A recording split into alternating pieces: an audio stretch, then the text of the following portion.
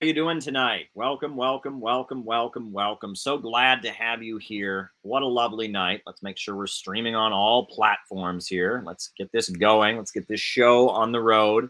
We're having a lovely, lovely Saturday evening stream.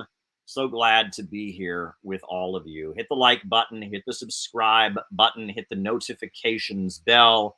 Always appreciated. I just got to get us going on Rockfin. There we go. Welcome, everybody. So glad that you're here with me tonight. As you can see, there is the lovely bookshelf behind me. My wife is at a jazz concert. I did not choose to go to the jazz concert. I instead chose to stream with all of you in front of my lovely bookshelf. Welcome, everybody. Hit the like button, hit the subscribe button, hit the notifications bell. Such a pleasure to have you all here. I've got my laptop down here. I can read what you're saying. And we are on Facebook, and we are on YouTube, and we are on Rockfin, and I'm ready to engage with all of you. It is awesome. It's fun. It's fun. We've got the living room, as they say, because my wife is at a jazz concert. So there we go, folks. So the way this works is I give my opening remarks. And then from there, we do the roll call where I call you out as I see you, names and locations. I call you out as I see you. And then from there, I answer your super chat questions for the rest of the night. That is how it tends to work here. So that's how we roll. So if you have something you want me to talk about, I will write it down. I will, you will super chat me and I will write it down. I will take a note of it.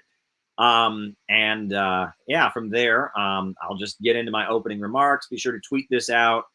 Be sure to post this on Facebook. Be sure to tweet this out, Facebook status it, put it on your Instagram, put it in Reddit groups, put it on Bunker Chan and Pearl Wiki and TikTok, good old TikTok, wherever you want to put stuff out. I'm here and I'd be glad to engage with you. So welcome, everybody. So glad you could join me here on Saturday night. So if you haven't noticed, U.S. mainstream media is claiming that Russia is on the brink of invading Ukraine. And I hate to sound like a broken record, but that ain't what's going on. And U.S. mainstream media is being so deceptive and dishonest in the things that they are pointing out. I am deeply frustrated by it. So let's just start at the beginning. What's going on right now? And how did we get here? Until 2014, Ukraine had a government that was pretty reasonable. I mean, it was friendly to Russia, but it was also friendly to the United States. It was kind of a middle-of-the-road government. And Ukraine is a country with two deeply opposing historical narratives. In the west of Ukraine, they believe that all the country's problems are caused by the Soviet Union, by Russia. In the east of the country, they believe that the fall of the Soviet Union is the problem, and the Ukraine's problems emerged when the Soviet Union fell. There are two deeply different feelings. People in the eastern regions, like the Soviet Union, like Russia, feel patriotic toward Russia, consider themselves to be Russian, etc. And the people in the western regions, they consider themselves to be more European. They oppose the Soviet Union. They blame the Soviet Union for all the country's problems. And for a long time, the government of Ukraine has had to balance out these sentiments, right? Because they're just too. All right. Yeah, that's ridiculous. All right.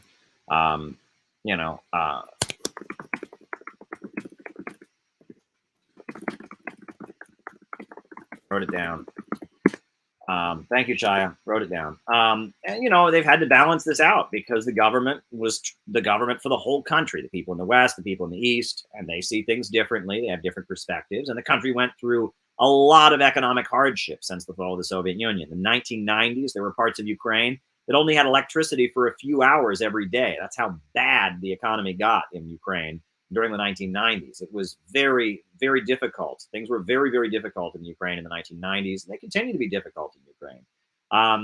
It's really, suffered an economic loss. It was the Soviet Union that electrified Ukraine. It was the Soviet Union that brought running water to Ukraine, that built universities in Ukraine, that built the modern universities, wiped out illiteracy. I mean, the Soviet Union did a lot to develop Ukraine and made Ukraine U.S. COVID policy a form of eugenics.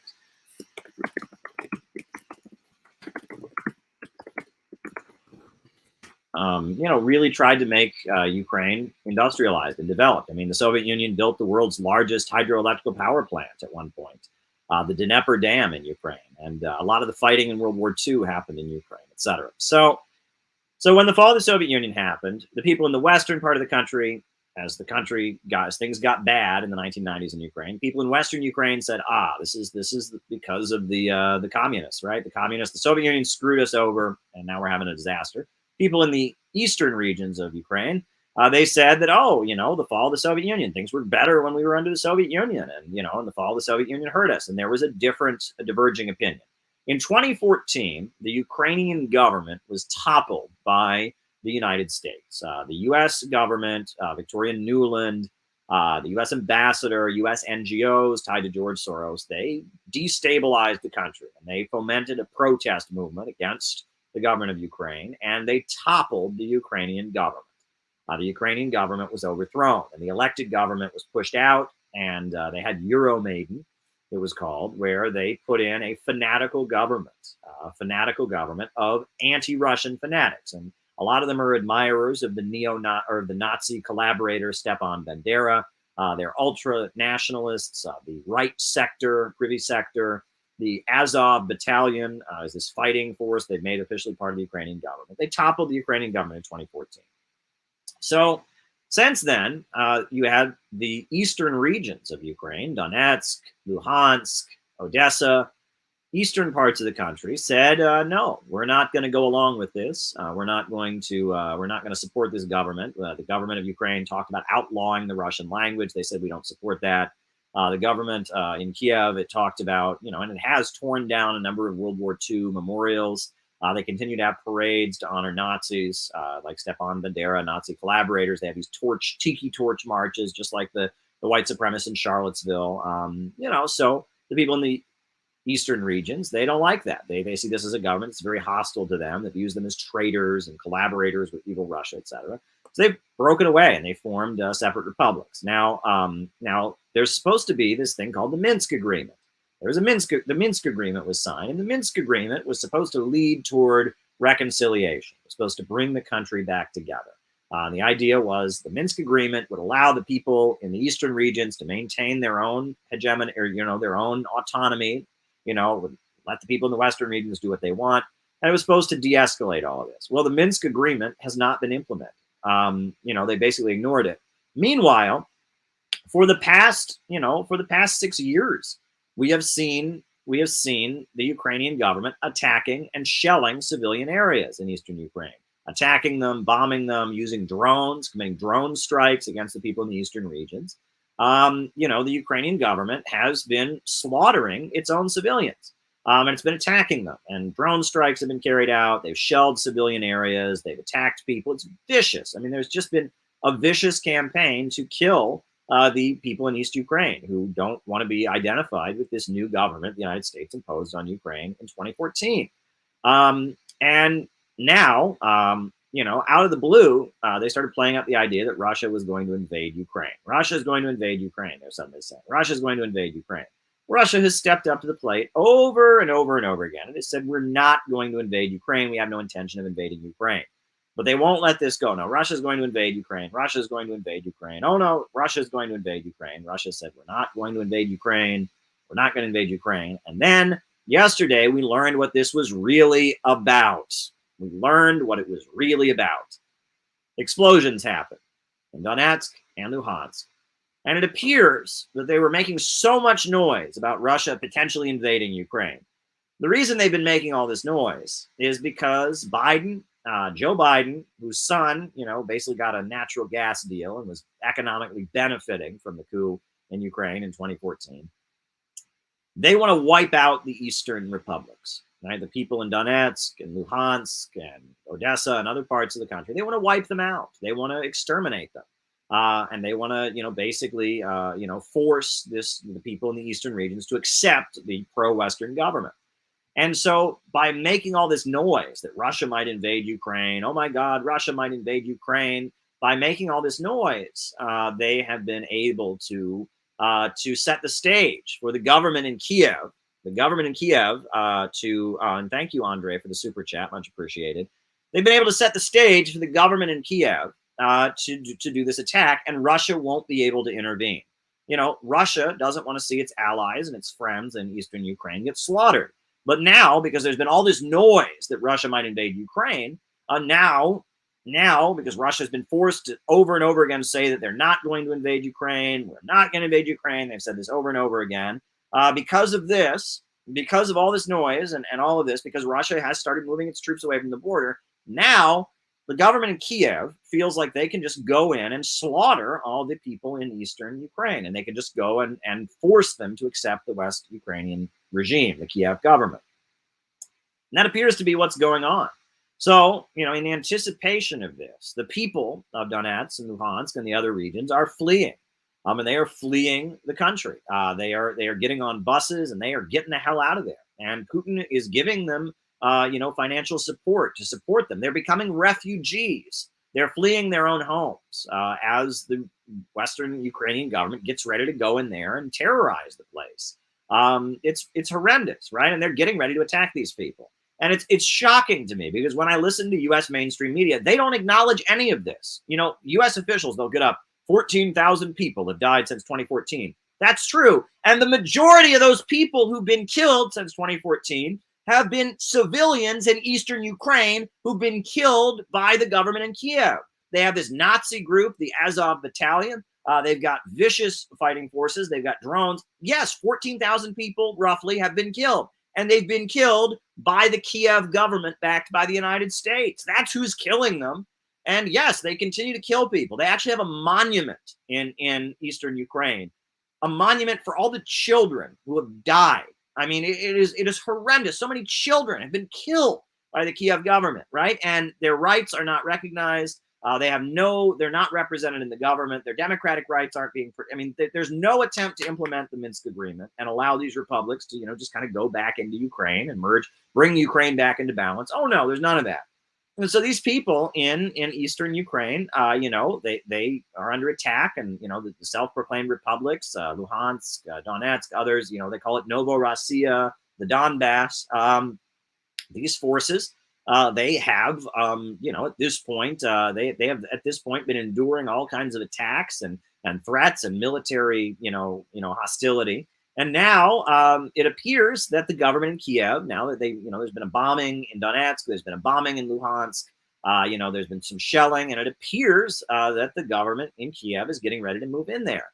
And the thing is, Russia has said over and over again, you're not going to be able to slaughter all of our friends and allies in the eastern regions. If you move in and start trying to kill all the people in the eastern regions, we will intervene to protect these people. You're not going to be allowed to just go in there and slaughter the people of eastern Ukraine, which is apparently what the government in Kiev is planning to do. And U.S. media treats this like this is outrageous. Oh, that's never happened. Well, geez, there's only been 14,000 people killed so far. There's only been drone strikes. They've only been buying drones from Turkey. U.S. media ignores this, makes it sound like the government in Kiev would never kill anyone in eastern Ukraine. They've killed lots of people in eastern Ukraine.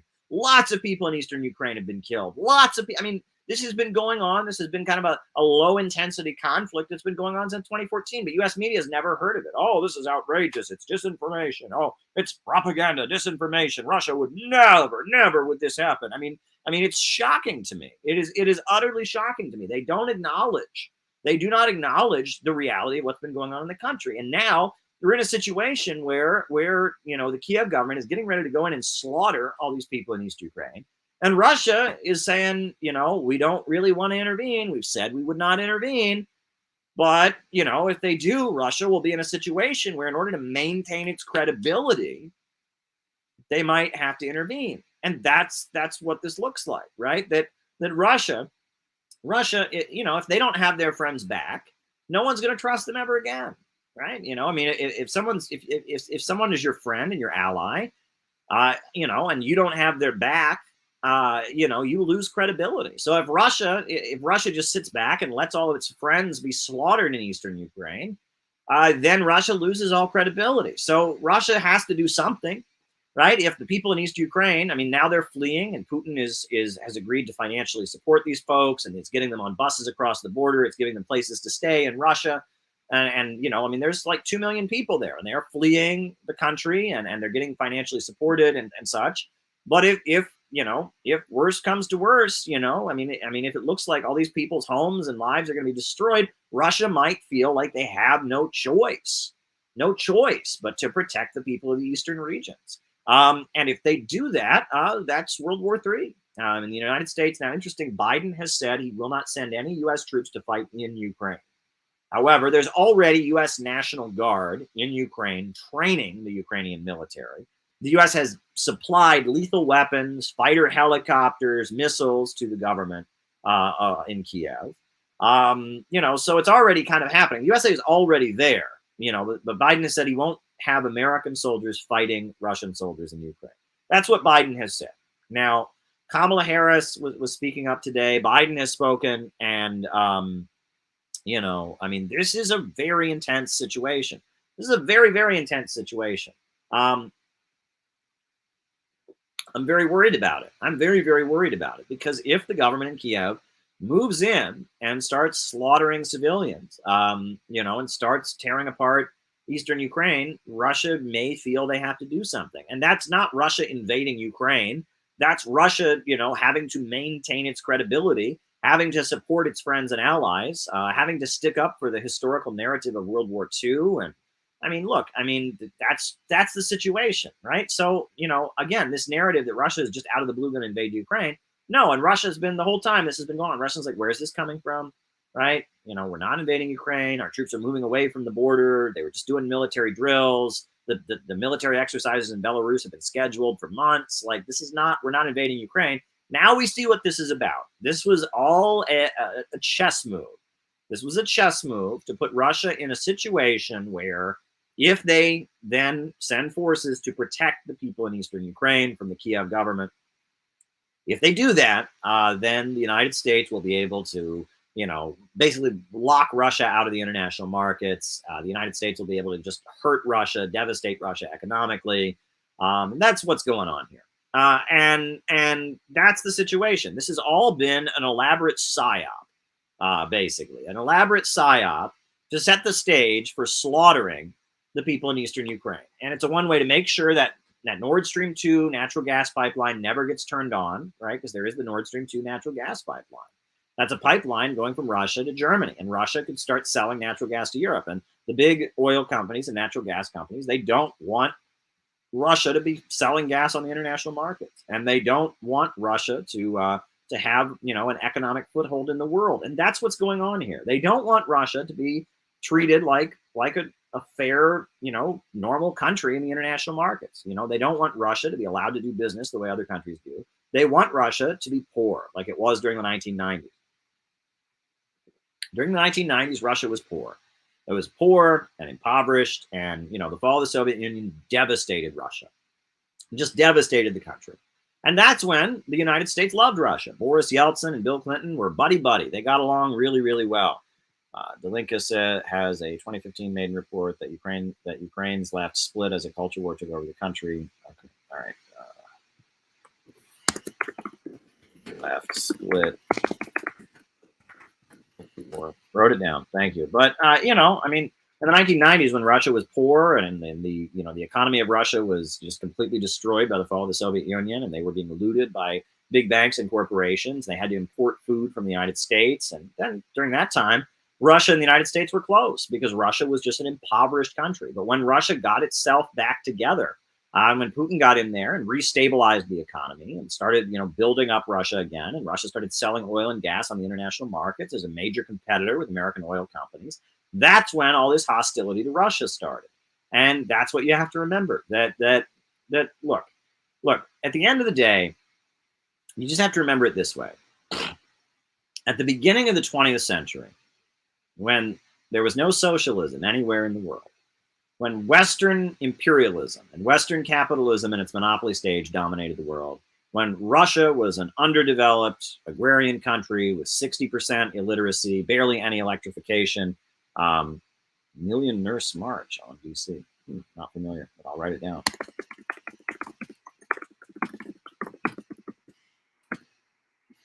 You know, when it was barely industrialized, barely electrified. When that happened, you know, and in at the beginning of the 20th century, when China was the sick man of Asia, it was deeply impoverished. It had, you know, not a single steel mill in China, barely any electricity, massive literacy. People died in famines all the time. You know, when Cuba was an impoverished island that was, you know, the playground of the mafia. In the Caribbean. You know, when Iran was run by the Shah, you know, and was just an impoverished country in the Middle East, and you know, when all these countries were impoverished and not industrialized, didn't have electricity, didn't have running water, when they were just impoverished, and Western capitalism dominated the world, that was the beginning of the 20th century. But that all started changing in 1917 with the Bolshevik Revolution, when the Russian Revolution happened. All of a sudden, that world order started to change. Why do Germany and France act like U.S. lapdogs? Is it just the Cold War mentality? Very good question, Io. I do.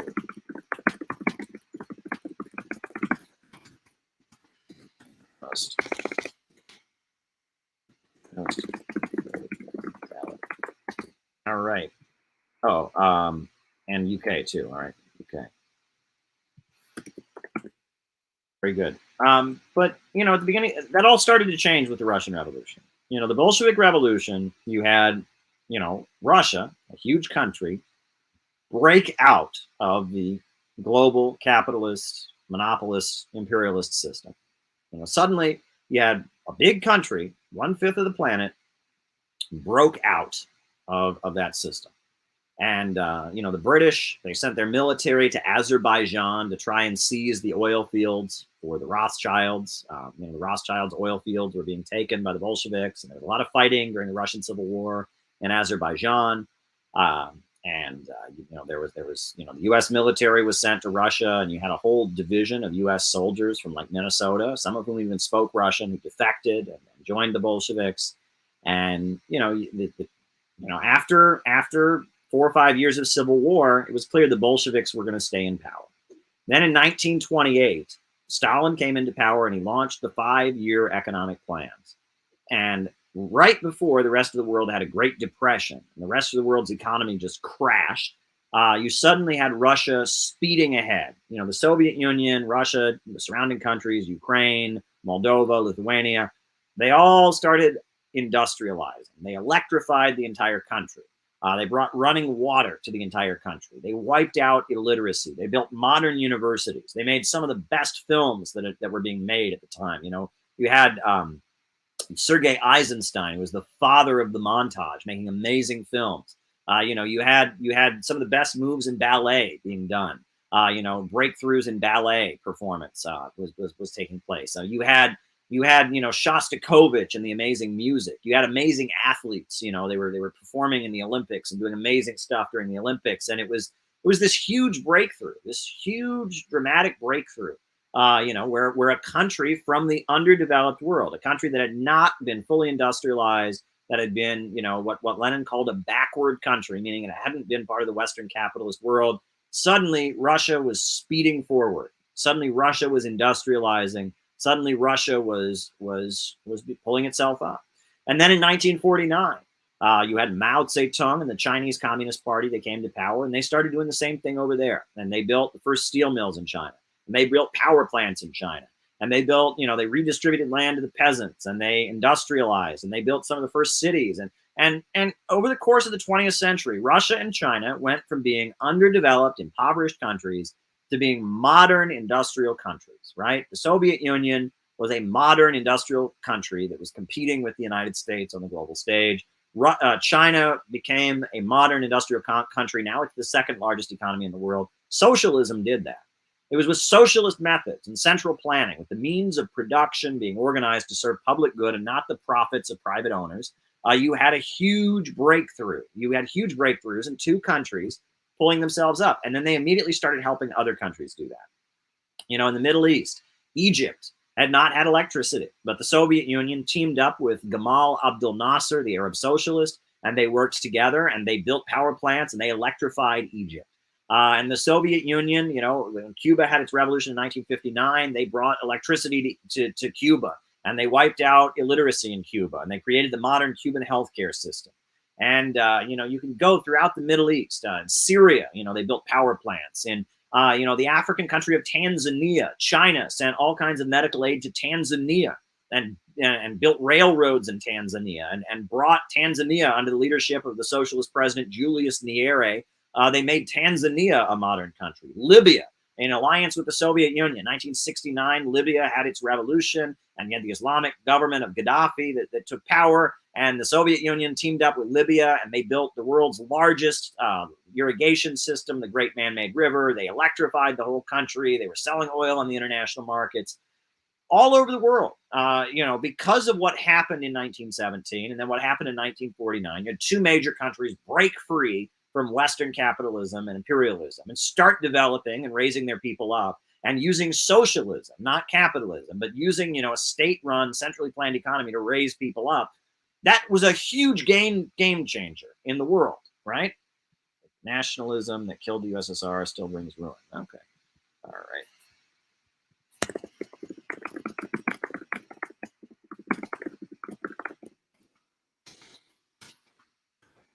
And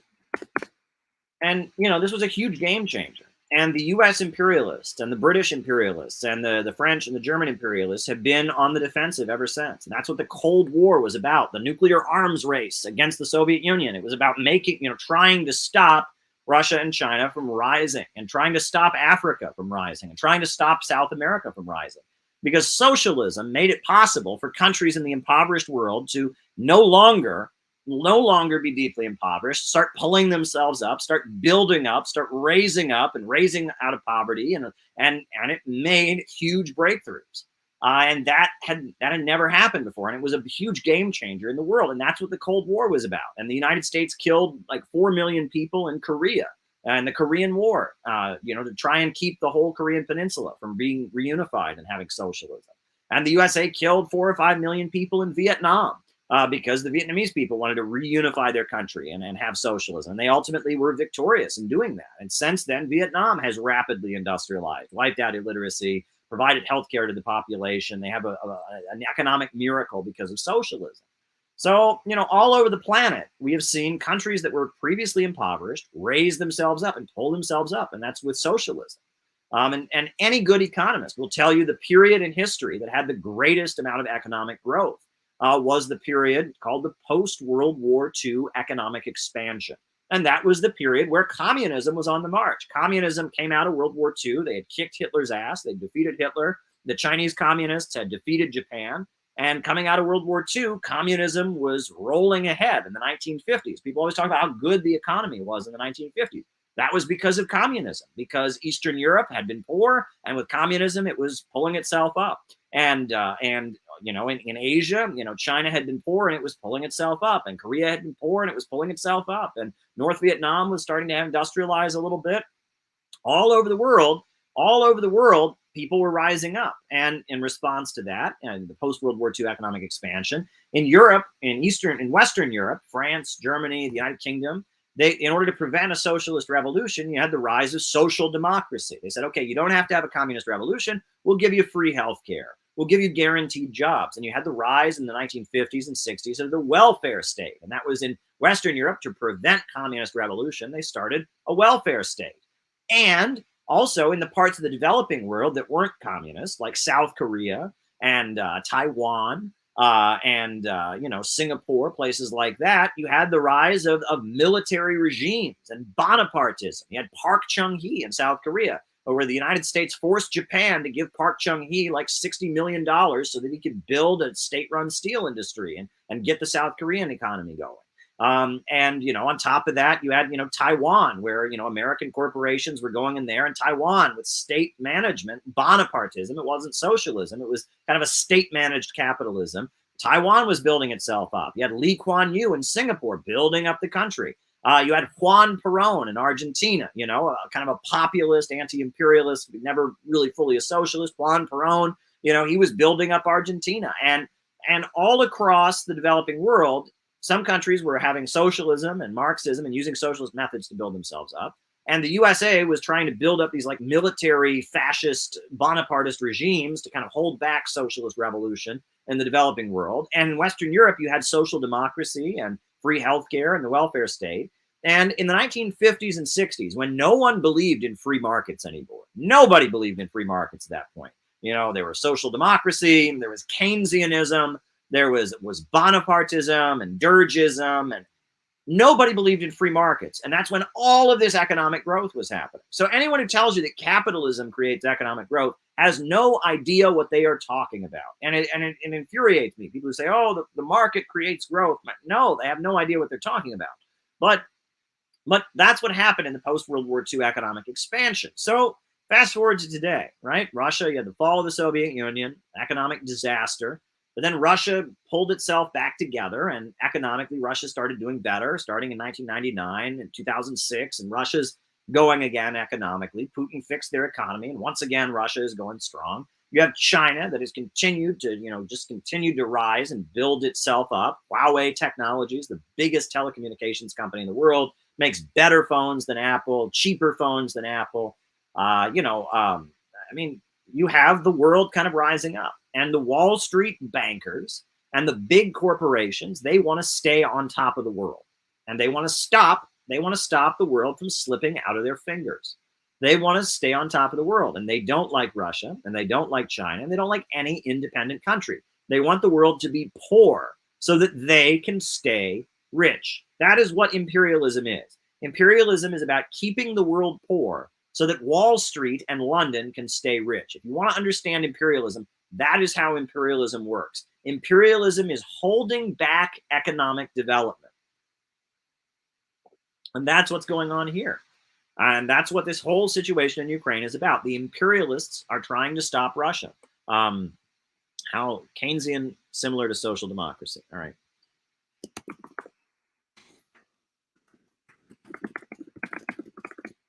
Wrote it down. And that's what's going on here. And that's why they hate Russia. And that's why they hate China. That's why they hate Iran. Iran had a revolution in 1979, just developed an independent economy. They hate that.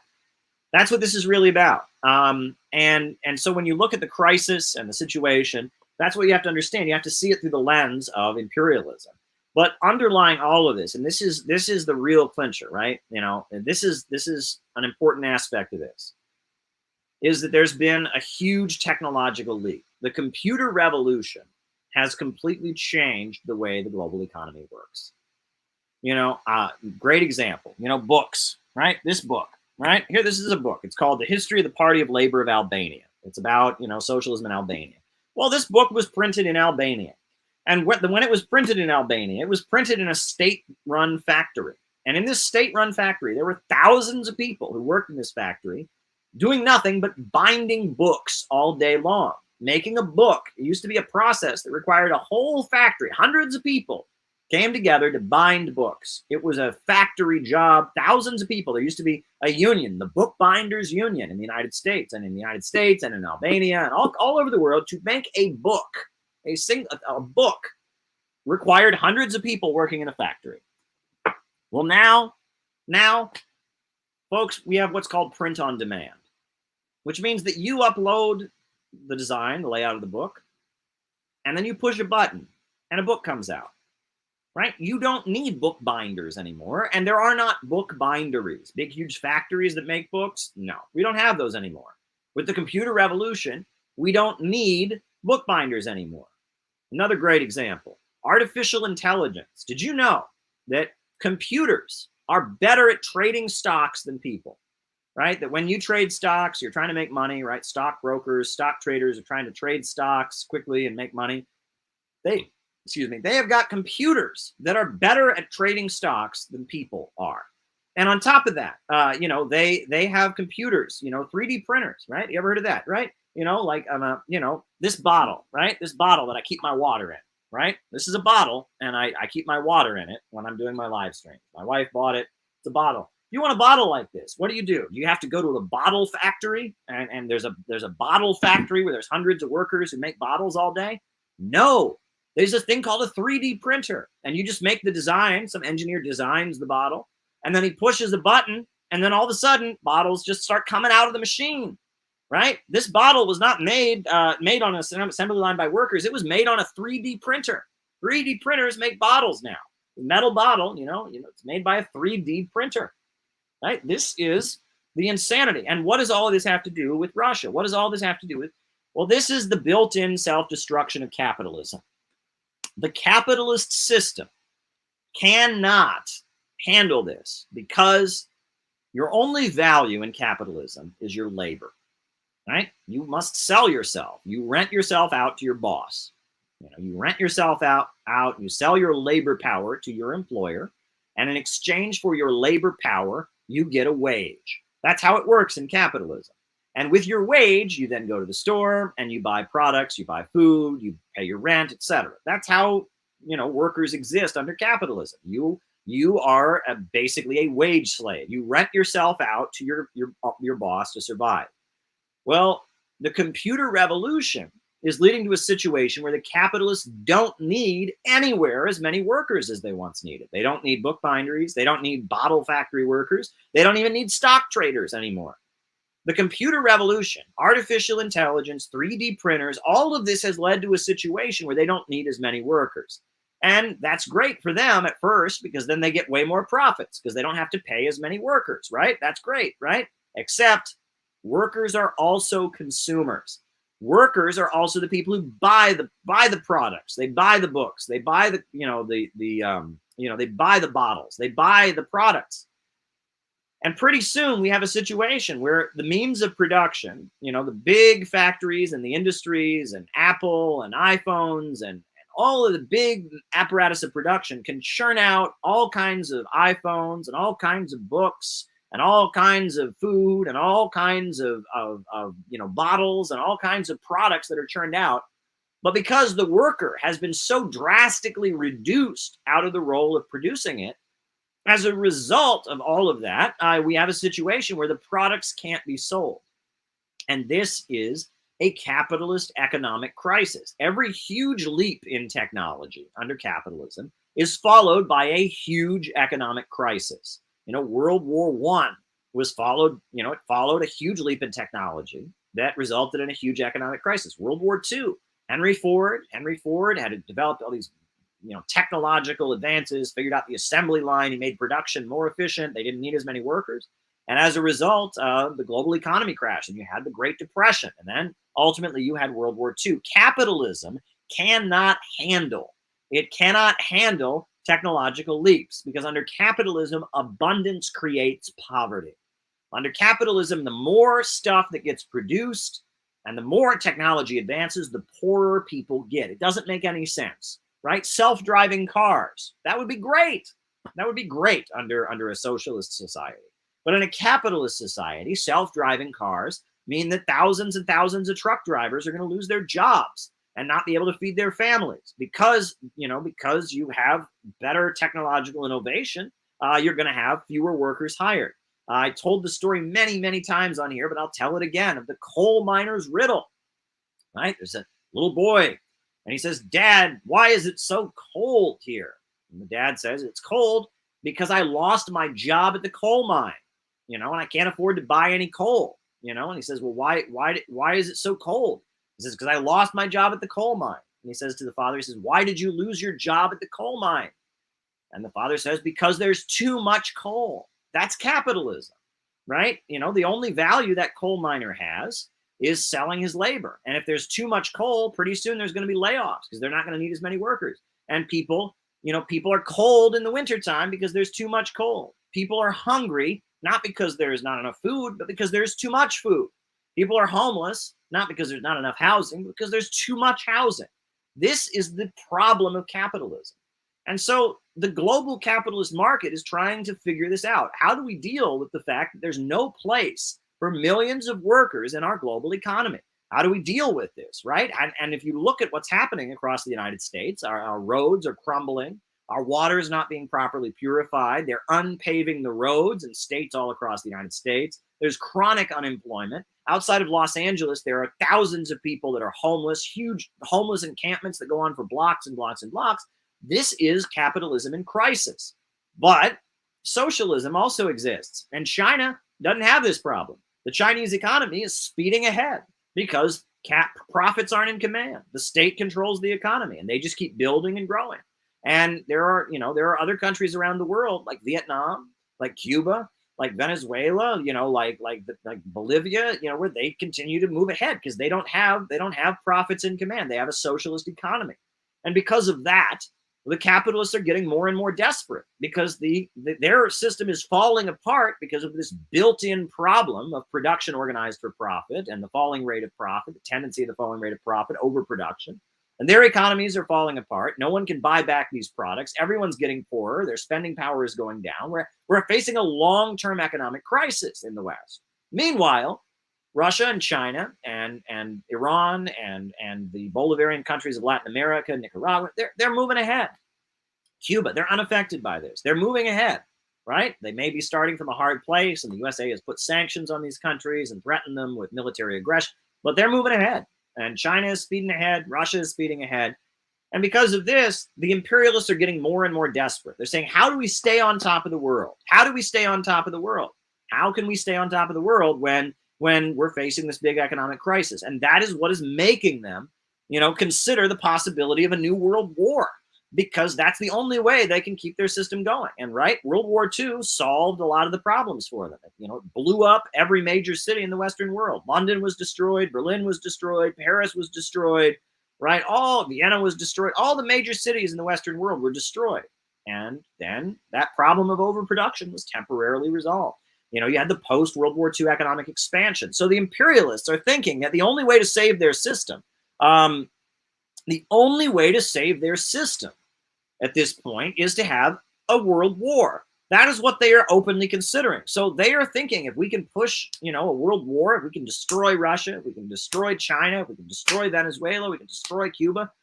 That's what they're thinking about. They're contemplating a new world war. They're openly doing so. Read the reports that are coming out. They are openly talking about having a new world war. It's really the only hope their system has because of this problem of overproduction that can only be resolved by socialism. That the Soviet Union didn't have that problem. China doesn't have that problem. Venezuela, Cuba, they don't have this problem. Nicaragua doesn't have this problem. Vietnam doesn't have this problem. But American capitalism and British capitalism and French capitalism and German capitalism has this problem. And that's what's going on right now. And that is what we have to understand. And so the question is, what do we do about it, right? What do we do? The United States is coming apart. Living standards are going down. We're having more of a police state emerging. Our freedoms are being taken away. Society is becoming less stable. The capitalists are fighting with each other. What do we do in this situation? What do we do? What do we do? Our message has to be that the only hope for America, the only way to save America, is to break it out of the global imperialist system. We need a government of action that will fight for working families. We need the United States to stop being part of this global monopolist, imperialist, capitalist system. The United States must be broken free. The United States must join with Russia and China and Venezuela and Cuba and Iran in the new emerging global economy. We need the United States to break out of the disaster of Western capitalism. And that would require a government of action, a government mobilizing on behalf of working people against capitalism, a working class government.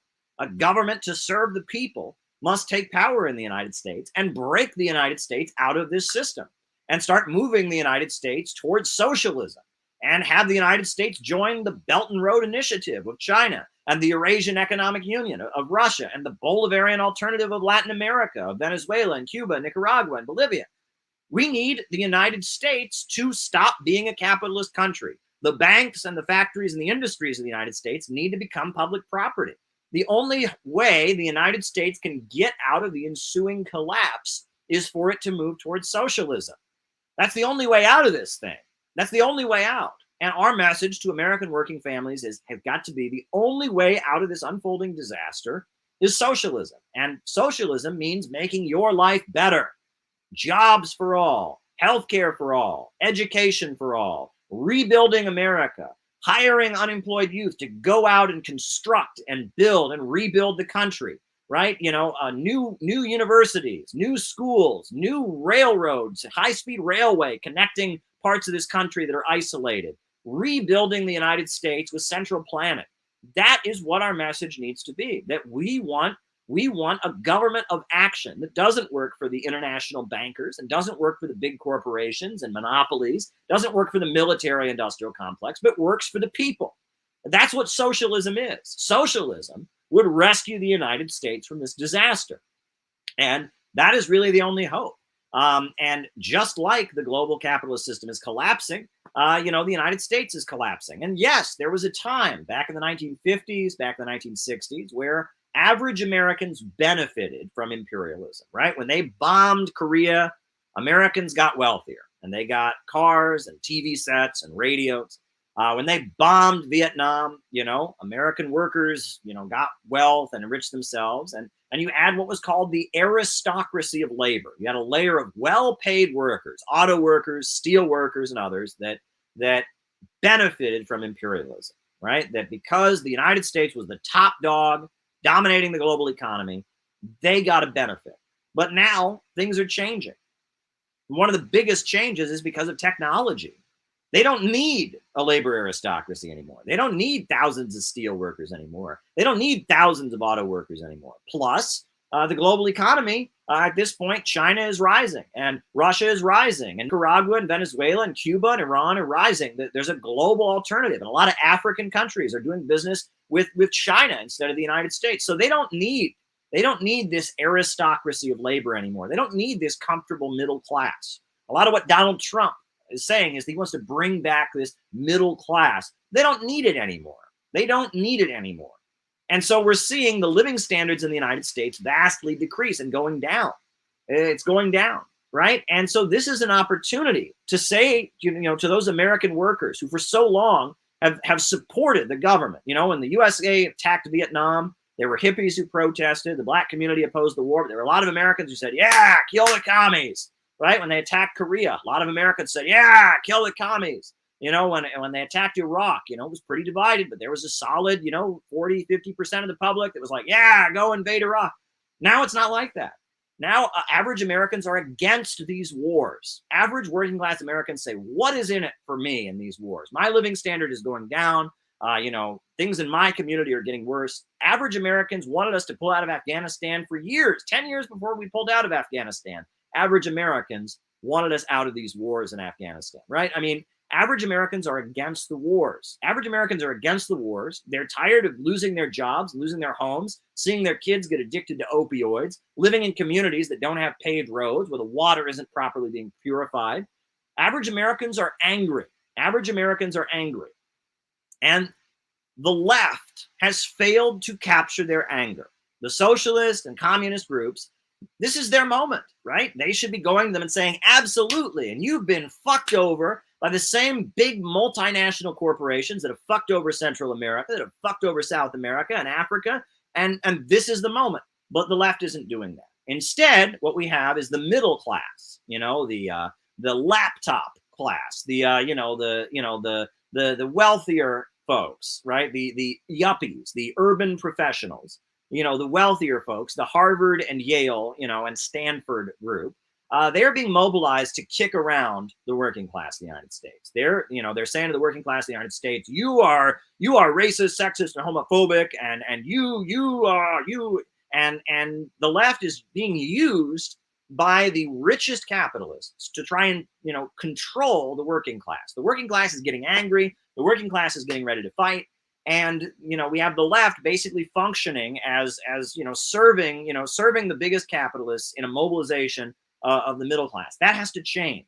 We need leftists to be the champions of working people across the United States. Black, white, Arab, Asian, Latino, wherever working people are angry about the current state of affairs, are demanding economic justice, are standing up to their employers, we have to be on their side. And we have to make clear we need a government of action that will fight for working families. That we need not a weak government that rolls over and lets the corporations continue to screw average Americans. No. We need a government of action that will stand up and fight for average Americans, that'll fight Wall Street, that'll fight, Chase Bank and JP Morgan Chase and Chevron and ExxonMobil and Boeing and Raytheon and General Electric. We need a government of action, a government that says it's time for the United States to be rebuilt. We need, jobs for all, healthcare for all, education for all. That is what we need, a government of action. We need, an American Hugo Chavez. We need an American Saddam Hussein. We need an American Gaddafi. We need an American Stalin. We need an American Ho Chi Minh. We need an American Mao or Deng Xiaoping or Xi Jinping. We need somebody within the American structure to come along and say, all right, the country is falling apart, and we are going to start rebuilding the country. And we are going to mobilize people, working people in their communities and their neighborhoods to stand up and fight back. And instead of, being part of this global monopolist system, we are going to do business with Russia. We're going to do business with China. We're going to do business with Iran and Venezuela. We are going to build high-speed railway. Do you know how good the Chinese are at building high-speed railway? They're amazing at it. We are going to build high-speed railway from New York to Los Angeles. Boom, we're going to build it right now. We are going to, that's what we need. That is what we need. We need a government of action to fight for working families. And that's what socialism will look like in the United States. Socialism is not going to be giving imperialism a woke makeover. It's not going to be everyone learning to use the right pronouns. That's not what socialism is. Socialism is when the economy is forced to serve the people. It's when the means of production, the banks and the factories and the major centers of economic power are forced to work for the people and not the irrationality of the market. And that is how we can stop these wars. And that is how we can solve the underlying crisis facing Western society. We need a government of action to fight for working families, right? And that's what the Center for Political Innovation is advocating. We need a government of action. And don't tell me, don't give me this. They say, oh, Caleb, you're pro-imperialist. No, right? As I said before, for a long time, there was a layer of white workers in the United States who benefited from imperialism, right? The USA bombed Vietnam. The USA bombed Korea. The USA, bombed countries in South America, or I guess it carried out military coups to overthrow the governments in South America, funded death squads, and there was a layer of Americans who got TV sets and refrigerators, and they benefited from imperialism. They benefited from it. And because of that, and because they benefited from imperialism, failed to see the coming forth industrial, yes, thank you. They benefited from imperialism. And because they benefited from imperialism, they were getting certain products, and it changed their consciousness. Absolutely, it changed their consciousness. And, in law, in the legal profession, they have a term they call fruit of a poison tree. I don't know if you've ever heard this, fruit of a poison tree. And that means that if the police search your house without a warrant, that what they find in the house is inadmissible in court because it was acquired in an impure way. It was illegally acquired, so it's fruit of a poison tree. In Islam, they have the concept of haram, which means that if something, if you steal food and you eat it, it might make you sick because it's corrupted, because you acquired it in an impure way. If you get a loan that violates the Islamic law in order to buy your house, that house might catch on fire. That house might be dangerous because it was acquired in an impure way. Thoughts on big tech monopolizing our data as a new form of primitive accumulation for the emerging economy. All right.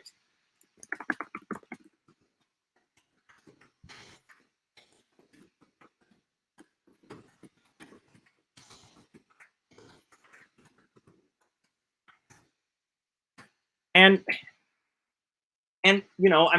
for example, so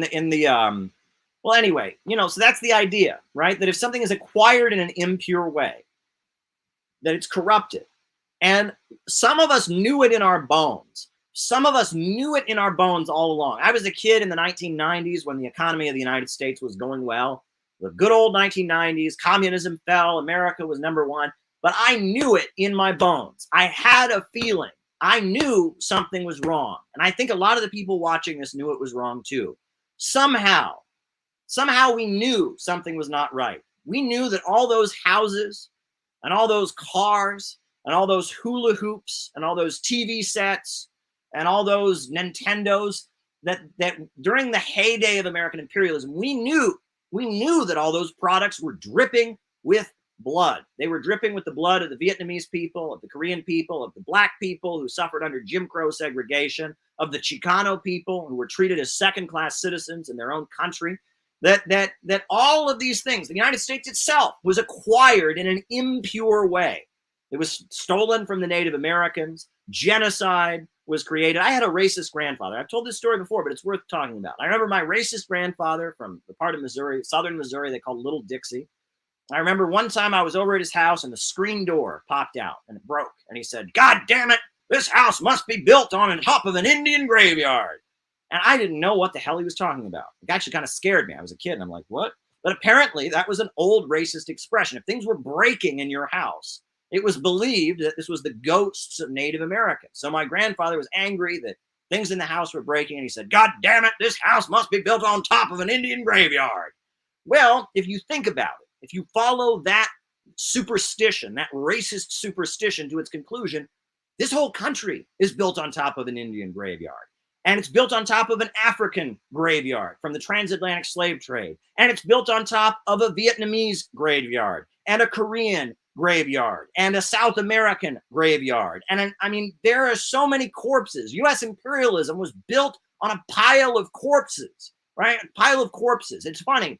I believe the Scientologists, they believe that illness is caused by ghosts, right? It's caused by alien souls that are floating around and infecting you. Well, perhaps that's a lot of projection, because the sickness of American society is the fact that the American society was built on a pile of bones of plunder, of war, and the whole foundation of the United States was corrupt. So even when things were going well, some of us knew in our bones that something wasn't right. We had a spiritual understanding that there was something sick about this society. There was something immoral about this society, that there was something wrong. There was something rotten in the state of Denmark. We knew this. We knew this. And that drove a lot of the weirdness of post-war America. You know, in 1947, people started seeing flying saucers. It was this mass thing. People were looking up at the sky and they saw flying saucers. It was this big phenomenon. And there were all these disaster movies, right? You know, Godzilla, you know, destroying a city, and King Kong destroying a city, and you know, a giant tarantula attacking a city. And there are all these movies about you know, cities being destroyed by giant monsters. And it was because spiritually, in our bones, we knew we were living in an evil society. We were living on a society that was built on a pile of bones. We knew this. We knew this. We knew this, right? We knew this deep down. And now we are seeing the conclusion. This was the fear deep down in our bones. This is what Americans feared. They feared that someday the chickens would come home to roost. That someday all the horrible things that have been inflicted around the world were going to come home. Now they're coming home. Now they are coming home. The empire is starting to crumble. But we have a choice. We have a choice right now. We have a choice. We can let the empire continue to crumble around us. We can wallow in pessimism. We can wallow in hopelessness. We can say, oh, there's no point. We can shoot up and we can start using heroin and just kill ourselves with drugs. We can watch pornography. We can drink lots of alcohol. We can be hopeless. We can be doomers. We can be miserable. We can sit on the internet and hate our friends. That's one option. But there's another option. And that option means reinventing the American spirit, because U.S. society has always been big on optimism. Did you know this? It's always been big on optimism, right? There's Americans were known for that. You know, we have a reputation of being motor-minded around the world. People say Americans, they work so hard. Why do they work so hard? We're motor-minded. We work hard and we want to go achieve our dreams. We know about the American dream. Anyone can be rich if they just work hard enough. You can achieve anything if you just work hard enough, right? And the American dream is something that the United States has a real reputation for around the world. The American dream. It's something we're known for. Progressive versus reactionary nationalism. Something we're known for. It's this belief in optimism, this belief that that we can make the world better, right? You know, we're known for this around the world. The American dream. And a lot of Americans are feeling very negative about the American dream right now because a lot of it's bullshit. America acting like the East India Company.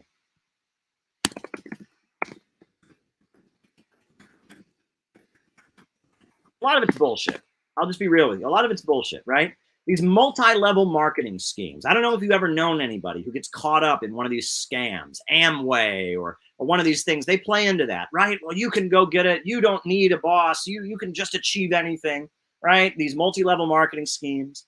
There's a lot of these. What is it? What's his name? The preacher who's on TV, Joel Osteen, right? Joel Osteen.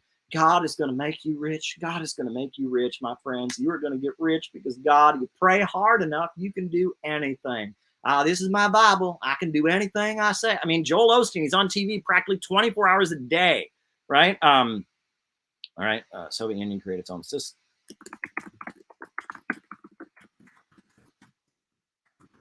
And this is part of the American spirit. This idea that, mind over matter, the Protestant work ethic. I talk about Odinism, right? And Odin, the god of valor and grit and all of that. I mean, this is part of the American spirit, and it's been toxically picked up by neoliberalism. People have been, it's been used, to scam us. It's been used to trick us. It's been used to convince us not to care about our neighbors. Hey, if you see somebody down the street, someone's living down the street and they're poor, well, that's their own fault. They should get a goddamn job. They're lazy, right? I don't care about them. The freeloaders. Don't feed the homeless people. If you feed a homeless person, they have no incentive to get a job. This mindset, right? This individualism, right? It has been used. It has been used to take advantage of us. We Americans are victims. We are victims of the distortion of our own ideas, right?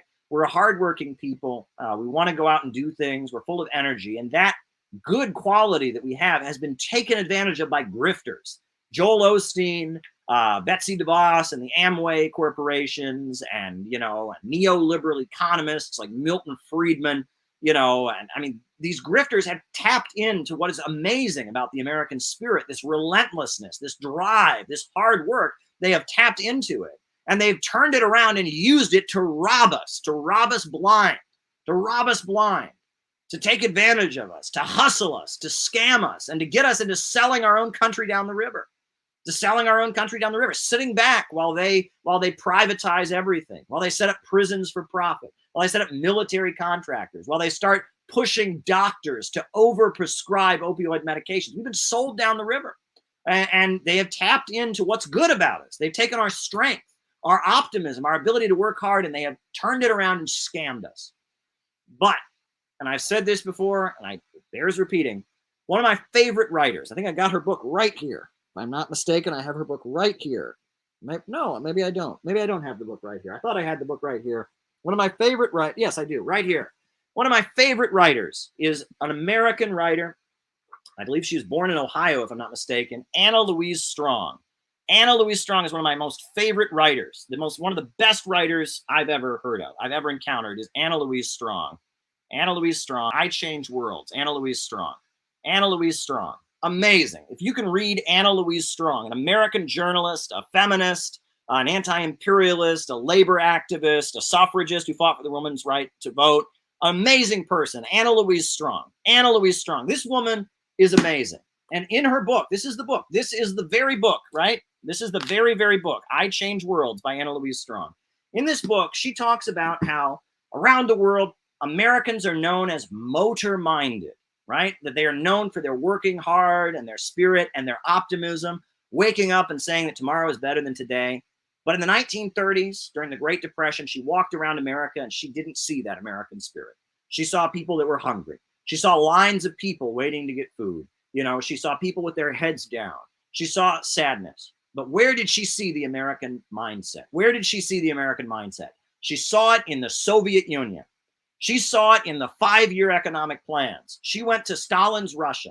She went to the Ukraine. She went to the Donbass. She went to Moldova. And she saw a whole country coming together and working hard to pull themselves up by their bootstraps, working together and building up their country from nothing, building new power plants, building new hydroelectrical, facilities, wiping out illiteracy, new apartment buildings. These villages, these rural villages with huts would be replaced with modern apartment buildings. It was amazing. She had never seen anything like this. And she said the American spirit is alive in the Soviet Union. The Soviet Union is the new America, and communism is 20th century Americanism. But there is a difference. There is a big difference. There's a big difference, a big, big difference, right? If you want to talk about the American spirit, You can talk about go west, young man, right? And there's this individualism in that American optimism. Every man is on his own. Harry Haywood, we'll definitely talk about him. Every man is on his own, right? Every man is on his own. But the spirit that she saw when the Soviet Union was industrializing, when it was pulling itself up, when it was building, it was a collective spirit. It was about people working together and people sacrificing and people building and people constructing. It was a pride people had in their country. It was a pride people had in their community. There was strength. You look at those paintings of that big brawny worker with a hammer. That's not a weakling. Some of these right wingers, they have no idea what they're talking about. I saw somebody put on social media the other day. I think they said, no one could be a socialist unless they hate themselves. Well, I'll tell you, Fidel Castro did not hate himself. Who else didn't hate himself? I'll tell you, Hugo Chavez did not hate himself. Gaddafi did not hate himself. Do you know what Stalin literally means? It means man of steel, right? Stalin did not hate himself. And those workers who built their whole country up from nothing during the 5-year economic plans, and those workers who built China into the second largest economy in the world, and those liberation fighters in Vietnam, they did not hate themselves. They loved themselves more than anything. And they were hardworking, and they were sacrificing, and they weren't pessimistic. However, and this is the important thing, they were building themselves up, building up their communities, building up their world, but doing it in a way that did not come at the expense of somebody else. It didn't come at the expense of somebody else. It was a collective spirit. It was a spirit that said, we're all in this together. We are all in this together. We sink or swim together. United we stand, together. Putin, when he ran for president in Russia, one of his election campaigns, the slogan that was painted all over the walls everywhere was, together we win. Together we win. Together we win. That was the slogan. And you know what the slogan, when Anna Louise Strong, when she led the strike in Seattle, before she went to the Soviet Union, before she'd ever been to Russia, in Seattle in 1919, Anna Louise Strong and her comrades and the industrial workers of the world, they led a strike in Seattle. And you know what the slogan was that they used in the strike in Seattle? You know what the slogan was that they painted everywhere to support the labor union workers who went out on strike? The same thing. Together we win. Together we win. Together we win. Together we win. And that is the attitude that is needed. And right now, when you look at the global situation, you look at the danger of a new world war with Russia, you have to understand imperialism, you have to understand capitalism, and you have to understand that, yes, I'm an American, I love my country, I am loyal to the American people, I will fight and defend the American people. If anyone were to ever come try to invade America, if the British Empire or the French or the Germans or anybody tried to come and attack my country, the United States of America, I would be out there on the battle line with a rifle, and I would defend my community. I would do it. No one will ever invade my community, my neighborhood. I don't care if it's New York City or Bay Ridge or Ohio, where I'm from. I will always fight to defend my homeland. But we're in this together. There's one human family. And you may not want to hear it. You may not want to hear it, but there's one human family. And if we can't find a peaceful resolution to this situation in Ukraine, if we can't get the Kiev government to hold off and not attack the people of eastern Ukraine, if we can't get the United States to stop its hostility toward Nicaragua, its hostility toward Venezuela, its hostility toward Iran, we're all in this together. And there's only one planet. And we are facing the danger of a new world war. There's one human family. And the only way to make a better America is to have an America that's not fighting the rest of the world, that is building schools and jobs and hospitals as part of China's Belt and Road, not bombing and droning people. The only way to save America is to make America not an imperialist country. The only way to rebuild communities in Ohio and Pennsylvania and Minnesota and Texas and Alabama, the only way we can do that, the only way we can save those working families in Southern California and Skid Row, the only way we can do that is by breaking the United States out of imperialism and having an America that teams up with the rest of the world. There is no contradiction between patriotism and internationalism. To truly love the United States of America, you must be anti-imperialist. To truly love the United States of America, you must be anti-racist. To truly love the United States of America, you must be against their wars, against their genocide. And to truly love the United States of America, you must want the country to be rebuilt on new foundations. New foundations. We've got to sweep away the past. This country was created in an impure way. It is fruit of a poison tree. And it must be built on new foundations of brotherhood and sisterhood and community values. That is the only way America can be saved. We need a government of action that will fight for working families. We need to rebuild the country on the spirit of collectivism, and together we win. We need to stand arm in arm with the people of the world. That is the only hope for the United States of America. And if you like what I'm saying right now, I hope that you will go to the website of the Center for Political Innovation, cpiusa.org, and sign up and join us. Because this is the only hope. We're not a political party. We're not a party. We are a think tank. We are developing positive policy solutions. And we are trying to save the United States from the impending disaster created by free market capitalism.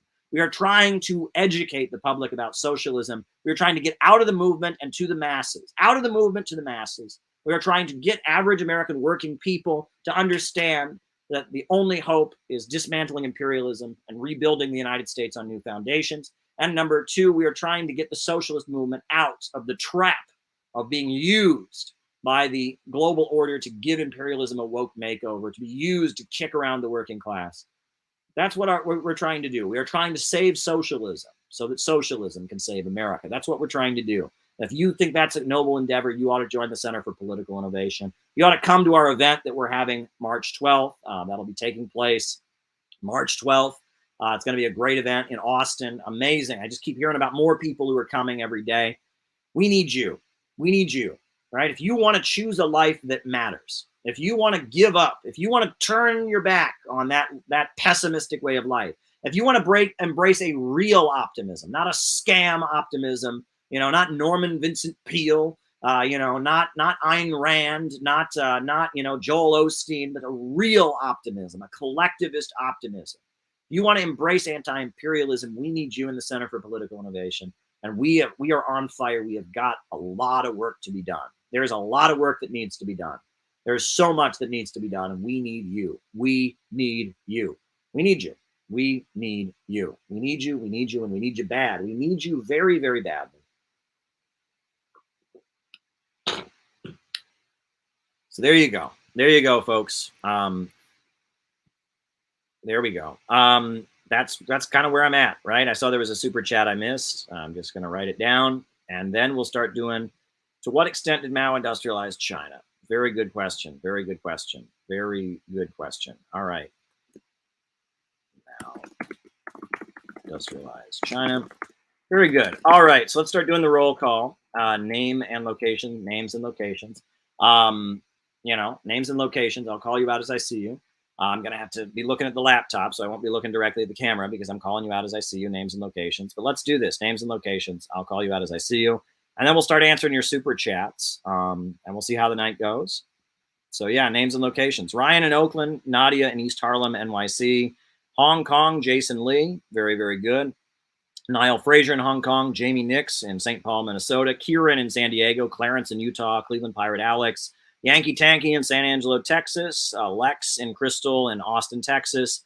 Alan Flushing, New York, the Real Tech Geek. Micah in Las Vegas. Patty in Joshua Tree, shout out to you. Mo in Toronto. David Chang in Thailand. Lex and Crystal in Austin, Texas. Marissa from Oakland, an Indian Graveyard.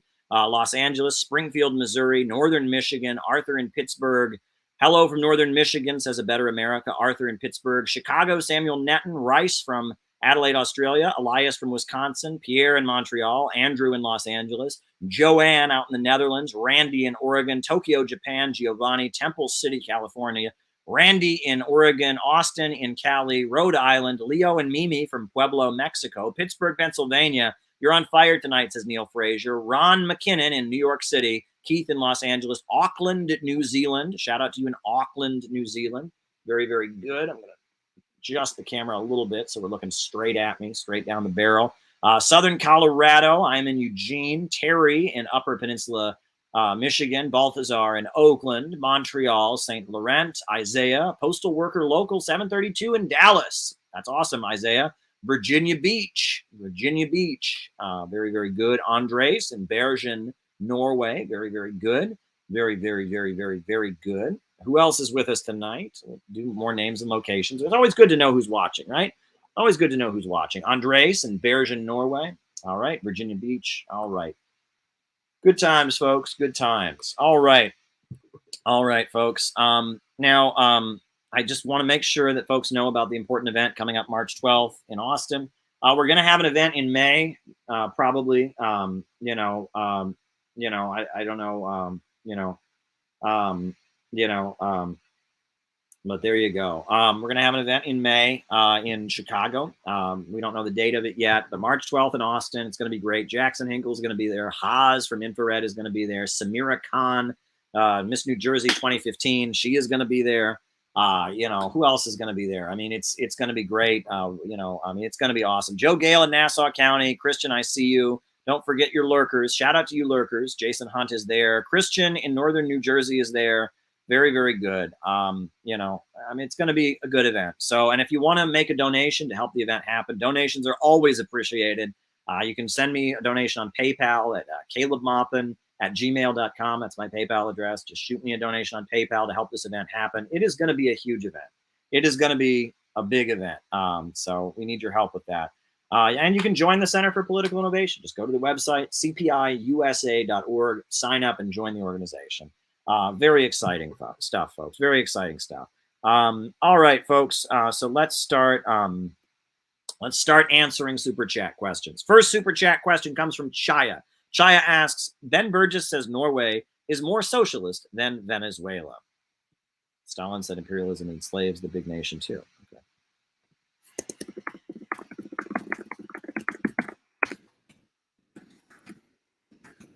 All right. Ben Burgess said that Venezuela is more socialist, or that Norway is more socialist than Venezuela. Yeah. Okay. All right, Ben. Good for you. Good for you, Ben. Right? That's great. That's great. An imperialist country that headquarters imperialist corporations that dominate the world, that is part of NATO, that is aligned with the NATO coalition. Yeah. All right. Yeah. Because they give people free healthcare and jobs, because they have a couple state-run industries that operate for profit, collective capitalist ownership. It's more socialist. I mean, Ben Burgess, I don't want to get into detail. I don't like Ben Burgess. I don't much care for Ben Burgess. I really don't much care for Ben Burgess.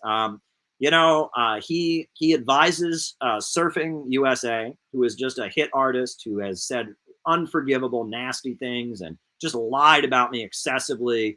He basically advises a cyberbully who goes after anti-imperialists, targets all kinds of anti-imperialist voices. And he's smart. Ben Burgess is not an idiot. He's an intelligent person.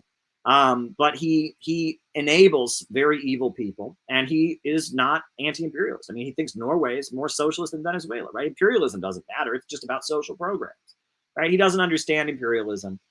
He's anti-Russian, anti-Cuban, anti-Chinese. Thoughts on Grace Lee Boggs? All right, we'll talk about Grace Lee Boggs. And I'm not a big fan of Ben Burgess. And the fact that he thinks that an imperialist country with a big welfare state is more socialist than a country that's broken out of imperialism and used its state-run oil resources to build an independent economy that's centered around central planning, that has worker cooperatives. That's the one thing. I've always wondered this about the bread tube Jacobin fakers, right? They always love worker cooperatives, right? We shouldn't demand state control of oil. We shouldn't fight for a socialist government because we just love worker cooperatives. But the countries that have the biggest worker cooperatives, they never support. Right? If you love worker cooperatives, you should love Venezuela.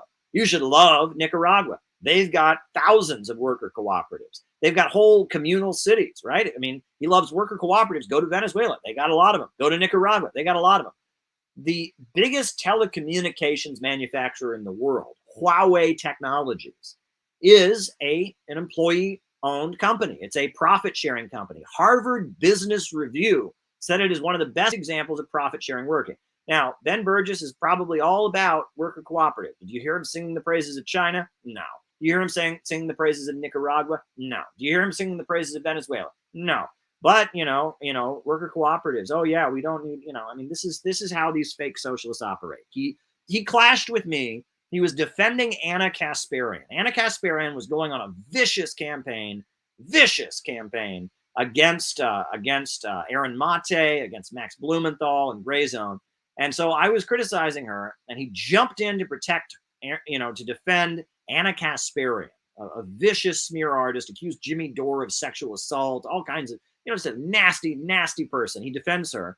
And I immediately unloaded on him about about the red-brown lie and all of that. And he just goes, "Oh, I never said any of that. I never said any of that." Well, yeah, well, you're defending them, and your buddy Surfs said it, and your buddy Vosh said it, and Jacobin Magazine is the center of all of this and hires Anna Kasparian. So, he's part of that crew that smears people, that lies about people, that equates people like me who've given their life to anti-racism and anti-imperialism, and equates us with neo-Nazis just because we support Russia and China. So, Ben Burgess, I'm not a big fan of his. I'm really not a big fan of his. And then he likes to play this game. I never said that. I never said that. Oh, you bro, this is crazy. Oh, Ben Burgess is garbage. He's garbage. All right. He is utter garbage. Right. He's utter garbage. And, and he says, "Oh, I never said all these things to you." Well, then talk to me, Ben. Why don't you just talk to me like a person? Why don't you just engage with me? If you never said that, bring me on your stream or come on my stream. We'll talk about it, Ben. We'll talk about it. But he doesn't do that. No. And he just, smears, personal attacks. Really not a big fan of Ben Burgess. Really not a big fan of Ben Burgess. Not a fan of his buddy Surfs, who he advises and has advised in running smear campaigns against leftists. Not a big fan. Not a big fan of all the people he cooperates with, like Anna Kasparian, who he was defending. Not a big fan. Not a big fan of Ben Burgess. He is a pro-imperialist, and he's smarter than most of these hacks. He's smarter than Bosch. He's smarter than Surfs. And he sits back and he grins with that grin he's got. Don't you love his grin? He's got that grin and he sits back. And he's never going to call me a Nazi to my face because he knows that's an idiotic assertion. But he whispers in Surf's ear, "Call Caleb a Nazi." And that's how he is. And he sits back. He's awful. He's awful.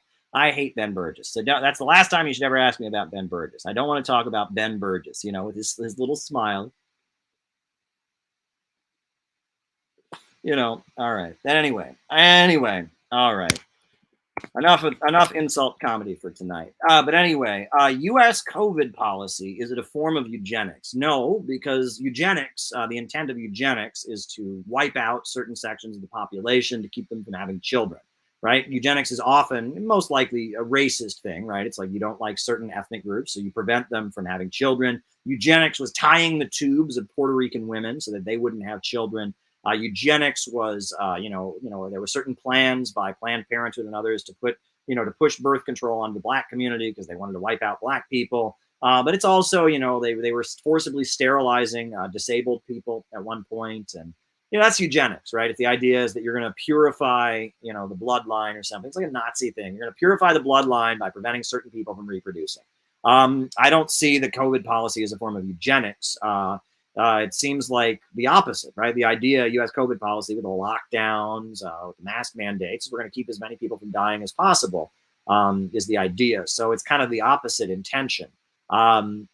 It's devastated the economy, and something's deeply wrong with this, and the vaccine mandate and all this. And look, I'm anti-mandate, right? I think that that workers should have a say in these things, and I support the trucker convoy, even though I don't agree with the people funding it. I don't agree with a lot of what they're saying, but I still support them as workers taking action on the job. I have questions. I'll just be real. I have questions about a lot of what's being said, by Fauci and others. That's all I'm going to say, because I don't want to say anything wrong, right? If you make a mistake here, if you fuck up on the science, I'll never hear the end of it. They'll be like, "Oh, you spread COVID disinformation." So I don't want to make a mistake, right? I don't want them to be able to jump on top of me because I said something inaccurate. So I'm not going to say anything on it. I am not a scientist. I am not a biologist. I am not a doctor. So I'm not gonna say anything that can and will be used against me. Not that they don't, smear me anyway, right? I mean, it's like I can say the sky is blue and they would clip it and they would use it against me. I mean, and that's the thing, folks. You have to decide. Are you going to listen to my haters? Are you going to give them the time of day or not, right? These people have so blatantly lied about me. I think of a few good examples that I can give. And these people, they just lie so blatantly, so blatantly. They say things that have absolutely no basis in fact. And it's like there's an expression, right? If you throw enough crap at the wall, some of it's going to stick, right? So they just make stuff up. Somebody the other day was saying that socialist patriotism means defending slavery. When have I ever defended slavery? I have said the opposite. We have a group. There's a group of people that are called the John Brown Volunteers in the name of an anti-slavery abolitionist revolutionary. I invoke W.E.B. Du Bois and Abraham Lincoln. I mean, you know, when have I ever defended slavery? But apparently, according to the synthetic left, I defend slavery. Are you going to listen to people who say I defend slavery? Because I don't. I pretty obviously don't. But, you know, if you give all these people, you know, their time of day, you're going to be, you know, and that's the thing. And again, you know, if you keep lying, and if you just keep lying, eventually you'll hit on something that's a little more credible and believable. So, you know, you just have to make a decision. Are we going to give these people that claim that Caleb is blank, are we going to give them the time of day or not? And, you know, you have to make a decision not to, right? And I can't make you make that decision. But after a while, you just have to say, all right, these people have lied. They've said Caleb supports slavery. He clearly doesn't. They said Caleb's a neo-Nazi because he met with this Russian intellectual who's not a neo-Nazi. And that's bullshit. You know, they've claimed that me saying that the people of the world should unite against imperialism is somehow Hitler's 14 words or the neo-Nazi 14 words. That's obviously ridiculous. You know, calling for people of different races and different nationalities to unite against imperialism is really different than saying you want to preserve the white race. These people are vicious liars. They are vicious liars. Vicious liars. That's what they are. And you know, and if you keep giving them the time of day, you keep every time, and there's all these people that say to me, oh, can you just debunk this? No, I've debunked it a million times. I've debunked this, I've debunked that. And if you just keep playing the game, if they gaslight you and they got you, you know, you just come back and you have to answer every one of these smears. If you debunk every one of these smears, you just keep doing that. All you'll do is be answering those smears. Number one. And then on top of that, it still goes into people's minds. People are going to associate you with those smears. So it's best to just move on, folks. Just move on. Just move on. That is my advice to you. All right. Next question. All right. Ukraine's left split, culture war. Well, yeah, a lot of people noticed that. I think, I was at a conference in Iran and there was a right-wing person at this conference. And I said, well, it's interesting. I said, it seems like the fascists and the far right of Europe have divided. Some support Russia and some support Ukraine because, the neo-Nazis in Ukraine and Stepan Bandera, far rightists in Ukraine. But there's also some fascists that support Russia. And this far right person said yes. And, and the far left has also divided, they pointed out. They said the anarchists and the Trotskyites support the Ukrainian, NATO government. And the Stalinists and the Marxist-Leninists, they support the people of Eastern republics. And that was a fair point. And yeah, it was a dividing line. On the left, people that are genuinely anti-imperialist, they are supporting the people of the Eastern regions. They are listening to what Russia's saying.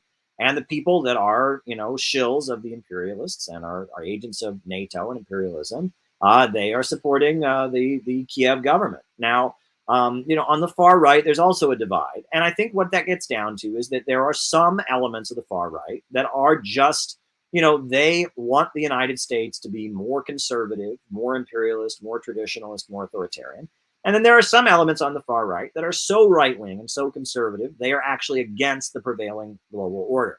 And there's a divide, right? Some on the far right actually want, some kind of they want to completely break with the current order and create some ultra-conservative society. And there are some on the far right that are just kind of defenders of the status quo that, there you go. I think, so there you go. That's the divide, I think. And then on the far left, yes, some of us are genuinely anti-imperialist and some of us ain't. So there you go. What is the Million Nurse March? I haven't heard about it, but I am going to look it up right now so I can actually speak on it because I don't know what it is, but I'm going to Google it. Million Nurse March. Million Nurse March. A national grassroots. The Million Nurse March. What is it? March 22nd, Freedom Plaza, 10 a.m. But what are they marching for? What is the Million Nurse March for? Right? What are they for? I'm looking it up. Stand with your fellow nurses against unfair nursing policies. So this is a big demonstration for people marching against unfair nursing policies. Okay, I I haven't heard about that, but there you go. Yeah, I don't know. Is that against, is our nurses union supporting it? I know the National Nurses Union, NNA, is very, very, radical. They've done some good stuff. And I know that there's the SEIU, the Service Employees International Union. They have a lot of nurses and hospital workers that are with them. So there you go. Why do Germany and France and the UK act like lapdogs? Just the Cold War mentality. And that question came from Io. Well, the reason was after the Second World War, Germany and France were destroyed. They were devastated economically. And because they were devastated economically, they had to be rebuilt with Marshall Plan loans. And they felt that, the only way the capitalist class of France and Germany could stay in power was with the support of the United States. And so, Germany is still occupied by U.S. troops. There's still a lot of U.S. troops in Germany. And they joined the NATO alliance. They were rebuilt with Marshall Plan aid, and the strength of the Central European and Western European bourgeoisie was weakened. That's France and Germany. Now, the UK is a little bit of a different story. The UK, I think the capitalists of the UK are very, very powerful, and that what you can call the Anglo-American establishment includes some of the wealthiest capitalists in the United States and the wealthiest capitalists in Britain. Britain is still a very big financial power. However, the United States is a wealthier country at this point, and that British power in the world often manifests itself through the United States.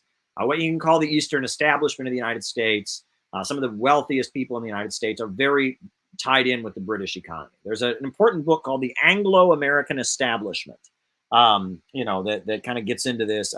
Carol Quigley gets into this in the Yankee and Cowboy War. And then among the American ruling class, a lot of the most powerful factions are tied in with Britain. So Britain, I think, has a lot of power.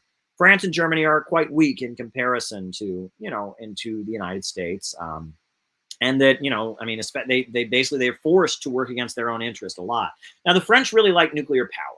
And they don't like American oil companies. And the French and the Germans really like nuclear power because they realize that, it's Americans and British imperialists that dominate the global oil market. Now, the French, they have Total, which is a French oil corporation, but for the most part, oil and natural gas and fossil fuels are British and American dominated.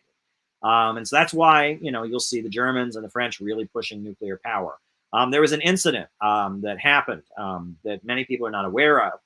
Where there was Saddam Hussein actually hired French nuclear scientists to build a nuclear power plant in Iraq. And these French nuclear scientists were in Iraq in the 1980s building a nuclear power plant. Israel attacked the nuclear power plant. Not only did they kill a number of Iraqis when they blew up this nuclear power plant, they also murdered a French citizen. And a lot of people don't know about this, but Israel murdered a French citizen to prevent Iraq from getting nuclear power. Another thing is I believe Greenpeace, which is an environmental group, hates France and vice versa. And that I believe the French government has killed some Greenpeace activists, and that Greenpeace goes out of its way to target France, right? That the environmental movement is very much weaponized against France, and France has fought back against it. There are inter-imperialist rivalries. It was very clear in 2004 that France and Germany and the NATO countries, they wanted to get rid of George W. Bush. At the Palme d'Or at the French Film Festival, they gave a standing ovation to Michael Moore for hours, and they gave him the Palme d'Or at the Cannes Film Festival for his Fahrenheit 9/11. And France and Germany hated Bush. Now the British, there was a lot of opposition to Bush in Britain. There were a lot of protests, but Tony Blair was friendly to Bush, and there was a section of the British establishment. Britain did go along with the invasion of Iraq, etc. And that, yes, on the European mainland capitalists, the Germans, the French, the Italians, they have often felt like the British and the Americans mistreat them, and that there is resentment. And that divide, that was World War I, was largely because of that, right? That the Germans were an emerging imperialist power, and the Austro-Hungarian Empire and the Turks teamed up against the British and the Americans and the French. World War II, after World War I, Germany was stripped of all its colonies. And then the German industrial capitalists, they killed the communists, and they refused to pay back the American loans. They re-seized control, and then Germany started re-seizing its colonies. And Germany was trying to become an imperialist country again after World War World War I. They lost World War I, and World War II was largely because the Germans were trying to become imperialists again and failing. And World War II broke out as Nazism was an attempt to restore Germany to being an imperial power. So this division exists, and yes, I mean, after World War I and World War II, the European mainland has been significantly weakened. And Britain used to be the top dog of imperialism, but Britain, has been doing imperialism a lot longer than the United States. And a lot of the cultural pathology of the United States, and I've ranted about this, I'm not going to get into that too much. A lot of the cultural pathology we have here in the United States is very Anglo. It's very British, and they don't act that way in Britain because they kind of, after World War II, it kind of ran out. But here in the United States, we're still riding high as an imperialist country, I guess, and we still have a lot of those kind of Victorian British mindset about things. All right. The nationalism that killed the USSR still brings ruin. Well, that's an interesting perspective, right? Vladimir Putin has pointed out that he feels like, the fact that Lenin really emphasized national differences and the right of nations to self-determination, the fact that in the Soviet Union they had a house of nationalities, they called it the House of Nationalities, that was in the Soviet parliament, right? And that all of these things were done. This was kind of a built-in destruction for the Soviet Union because there was kind of ethnic divisions were kind of fomented by Lenin. And I've heard that. And I've actually, other communists, I think the Progressive Labor Party, somebody I knew was associated with the Progressive Labor Party, and he made that argument. But then Sam Marcy made the opposite argument. He argued that the Soviet Union didn't do enough to promote, the ethnic minorities, that there was a great Russian chauvinism in a lot of Stalin stuff. So it's not clear to me, right? I tend to trust what Russians tell me, and a lot of Russians do tell me that they feel that this kind of obsession that Vladimir Lenin had with creating, declaring everyone to be a nation, declaring all these regions to be nationalities, that was not helpful to the Soviet Union and contributed to its demise. But it's worth pointing out that when the Soviet Union fell, before the Soviet Union fell, they had a referendum, and the referendum that they had, there was a higher vote to keep the Soviet Union in the surrounding republics than in Russia. Right. And that the economic fallout of the fall of the Soviet Union was much harder on the surrounding republics like Ukraine, like Moldova, like Kazakhstan than it was on the Soviet Union itself, or on Russia. I mean, there we go. All right. Keynesianism, is it similar to social democracy? Okay, well, social democracy is a deviation of Marxism, like classical social democracy. Right? It's the idea that we can get to socialism one step at a time. It's the idea that capitalism just kind of naturally turns into socialism, right? And that first we'll have free healthcare, and then we'll have free education, and one step at a time, we'll get to socialism, right? That's social democracy. And it's for unions, it's for workers' power, and it believes that, it's the Edward Bernstein, right? The movement is everything, the goal is nothing, right? Socialism is just the sum of reforms, right? That is social democracy, and it's pro-imperialist. It views the West as being closer to socialism than the developing countries. It sees, the West spreading capitalism around the world is bringing the world closer to socialism. That's social democracy, right? Now, after the fall of the Soviet Union, a lot of the social democratic parties basically stopped believing that. The British Labour Party doesn't believe that anymore. Now they just believe in a welfare state, and they believe in, regulating the economy or something like that. But in Norway, the Social Democratic Party is still social democratic. They still do believe eventually they want to get rid of capitalism. Sweden, in some places, but like in France and in Italy and a lot of places, the Social Democratic Party stopped believing in social democracy anymore. They just, they believe in, they're like Democrats in the United States. However, classical social democracy, the DSA, right? DSA is social democracy. That's probably the most pure, social democratic formation in the United States. They believe that we'll give people free health care, we'll recognize unions, and one day, eventually this will happen and that will happen, and it'll all kind of add up to socialism, right? If Democrats get elected and progressive laws are passed, one day we get to socialism. That's social democracy. Keynesianism, that's the economic theories of John Maynard Keynes. Keynesianism does not seek to get to socialism. Keynesianism argues that in order to make capitalism function properly, you need the government to spend money. The classic example that we've heard is John Maynard Keynes said, you hire 100 guys, you pay them a wage to go out and dig a hole. and then you hire another 100 guys to go and fill those holes back in, a lot of people would say, oh, that's a waste of money. However, those 100 guys all got paid a wage by the government to do that. And they then spent money. They bought food. They paid their rent. They paid their mortgage with that $100. And that stimulates the economy and creates more jobs. You know, and that's Keynesianism. John Maynard Keynes, the economist, argued that you need the government to spend money to stimulate the economy. And that free market ideas were bankrupt. He said, I think that capitalism is the crazy idea, or is it only a madman or an economist would think that the most despicable men for the most despicable of reasons can somehow work in the interests of all, right? And that Keynesianism is the idea the government spends money to stimulate the economy. But John Maynard Keynes was a big advocate of imperialism. He was a big supporter of British colonialism. He thought that, you know, the British Empire was civilizing people around the world. He basically, and he believed the problem was not overproduction, as Marxists argue, but rather underconsumption. The problem was underconsumption, and then in order to stimulate consumption and solve problems of underconsumption, you needed to have the government spend lots of money. I think there's a, what is it? Isn't there a routine? There's a comedy routine by Lewis Black where he talks about the big fucking thing, right? And it's like when the economy is bad, you have the government build the big fucking thing. And they build the big fucking thing. And then they build, you know, a train that drives people to come see the big fucking thing. And then they have a store, a gift shop where people buy big fucking thing t-shirts and big fucking thing mugs. And, you know, the joke is that, yeah, by the government building stuff, you can stimulate the economy. You know, and Roosevelt was very much a Keynesian.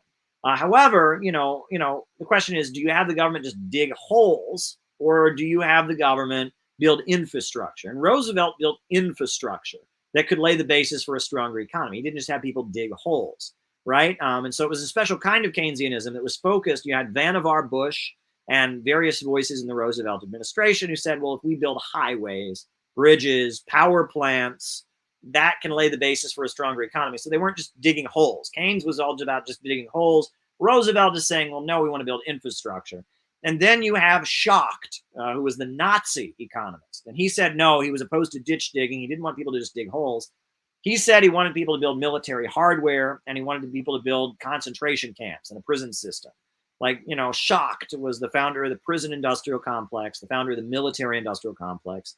And so, you know, there's different interpretations of how the government should spend money. Roosevelt has one theory, Vannevar Bush, Morgenthau, Henry Morgenthau, who was an important figure in the Roosevelt administration. Then you have, you know, Hjalmar Schacht, the Nazi economist. But, you know, Keynes is the one who just says, basically, in order to save capitalism, you have to have people build stuff. That's Keynes. All right. All right. All righty. Big tech accumulating data as a new form of primitive accumulation. That's interesting, right? So they're using our data to make profits. And is that like primitive accumulation? Primitive accumulation was how, in order to have capitalism, you had to break apart the feudal commons. You had to privatize all the land. Instead of having all this land that the peasants just lived on, right? You had to break it apart and have it be land that they had to pay rent on. You had to, primitive accumulation was basically the capitalists, they had the slave trade. They colonized the Americas. They colonized Africa. They broke apart the feudal commons, and it was capitalism being formed via mass theft. It was by acquiring all this wealth, the capitalists were able to start having the capitalist system function. I believe it's Section 8 of Capital by Karl Marx. Do I have Capital here? Where's Capital? I have Capital somewhere. I have Marx's Capital somewhere. I have Marx's Capital, and there's chapter, here, right here. I was looking in the wrong place. We got Marx's Capital right here. We got Capital, right? Marx's Capital, right? This is Capital, Critique of Political Economy by Karl Marx. And I believe primitive accumulation. Primitive accumulation is what? Is it chapter 8? No, it's part 8, right? Yes, part 8, the so-called primitive accumulation. The rhetoric changes, but the intent of eugenics remains the same. Called the poor the capitalists, the British were at least more honest. That's a good point. Yeah, part 8 on primitive accumulation, 873. All right, and this is, Capital, the opening of Capital is pretty dull, but you get to part 8 of Capital, the so-called primitive accumulation, the so-called primitive accumulation, right? And Karl Marx is explaining primitive accumulation, right? He says we've seen money is transformed into capital, how surplus value is made through capital, and how capital is made from surplus value. But accumulation of capital presupposes surplus value. Surplus value presupposes capitalist production. Capitalist production presupposes the availability of considerable masses of capital and labor power in the hands of commodity producers. This is Marx's Capital, chapter 26, The Secret of Primitive Accumulation. The whole movement thereof, or therefore, seems to turn around a never-ending circle, which can only get out of by assuming a primitive accumulation, the previous accumulation of Adam Smith, which precedes capitalist accumulation, an accumulation which is not the result of the capitalist mode of production, but a point of departure. The primitive accumulation plays approximately the same role in political economy as does the original sin in theology. Adam bit the apple, and thereupon sin fell upon the human race. Its origin is supposed to be explained when it is told as an anecdote about the past. Long, long ago, there were two sorts of people. One, the diligent and intelligent, above all, frugal elite. The other, the lazy rascals, spending their substance and more in riotous living. The legend of theological original sin tells us certainly how man came to be condemned to eat his bread and sweat out of his brow.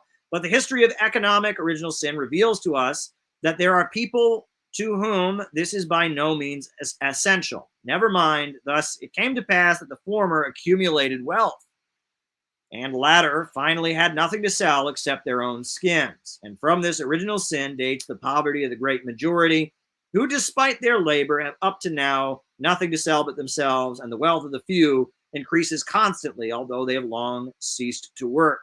Such insipid childishness is every day preached in the defense of property, right? So he's basically talking about how, the idea is that some people have just always been rich and some people have been poor, and that's the way it is. And Marx says, no. There was this thing called primitive accumulation, where they seized the America from the Native Americans. And then they had the transatlantic slave trade, and they broke apart the commons, and they privatized all the land in Britain. And that the primitive accumulation is how basically the capitalists entered the new world, the new market, with all kinds of crazy wealth that they'd never had before. That's Marx. Interesting stuff. Were Germans, August Bebel, Karl Kautsky's ideas similar to Bernstein? No, but we'll talk about that. Bernstein and Bebel, Bebel and Bernstein, we'll talk about that. All right. Bebel and Kautsky v. Bernstein. All right. Very good. All right. But I don't quite know what you're getting at. I mean, they are acquiring all this data, and I guess as we enter a tech economy, these big tech companies will have this big boost because they'll have all this data that other people don't have. So I guess that might be a way it's similar to primitive accumulation. Maybe that's what you're getting at, Ryan. But there you go. All right. Next super chat. Progressive versus reactionary nationalism. Well, nationalism is loyalty to one's nation. And in an imperialist country, if you're like, I want Germany to rule over the world, I think reactionary nationalism, right? Well, we'll talk about that.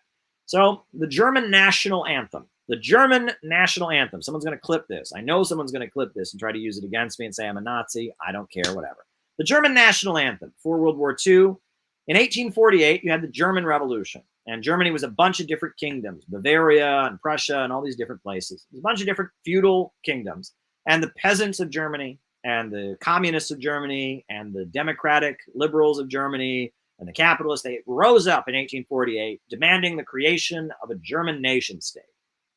And that was progressive at the time because feudalism was existing and they wanted a nation state, a government to represent all Germans that would, have liberal democracy and a parliament and elected government. And they wanted to break apart feudalism and have a nation. So what was the anthem of the German Revolution that Karl Marx participated in and Engels participated in and Wagner participated in? What was the anthem of the 1848 German Revolution? Deutschland, Deutschland, über alles. Deutschland, über all das Welt. What does that mean? Germany over everything else. Germany over all the world. Now, what does that mean? It means screw the rest of the world. I am loyal to my nation. I am a loyal adherent of Germany, right? I am loyal to Germany. That is nationalism, right? Nationalism means the nation comes first, not class, not, the global community, not your family. No, nation, nation above all else. That's nationalism, right? Loyalty to one's nation above all else.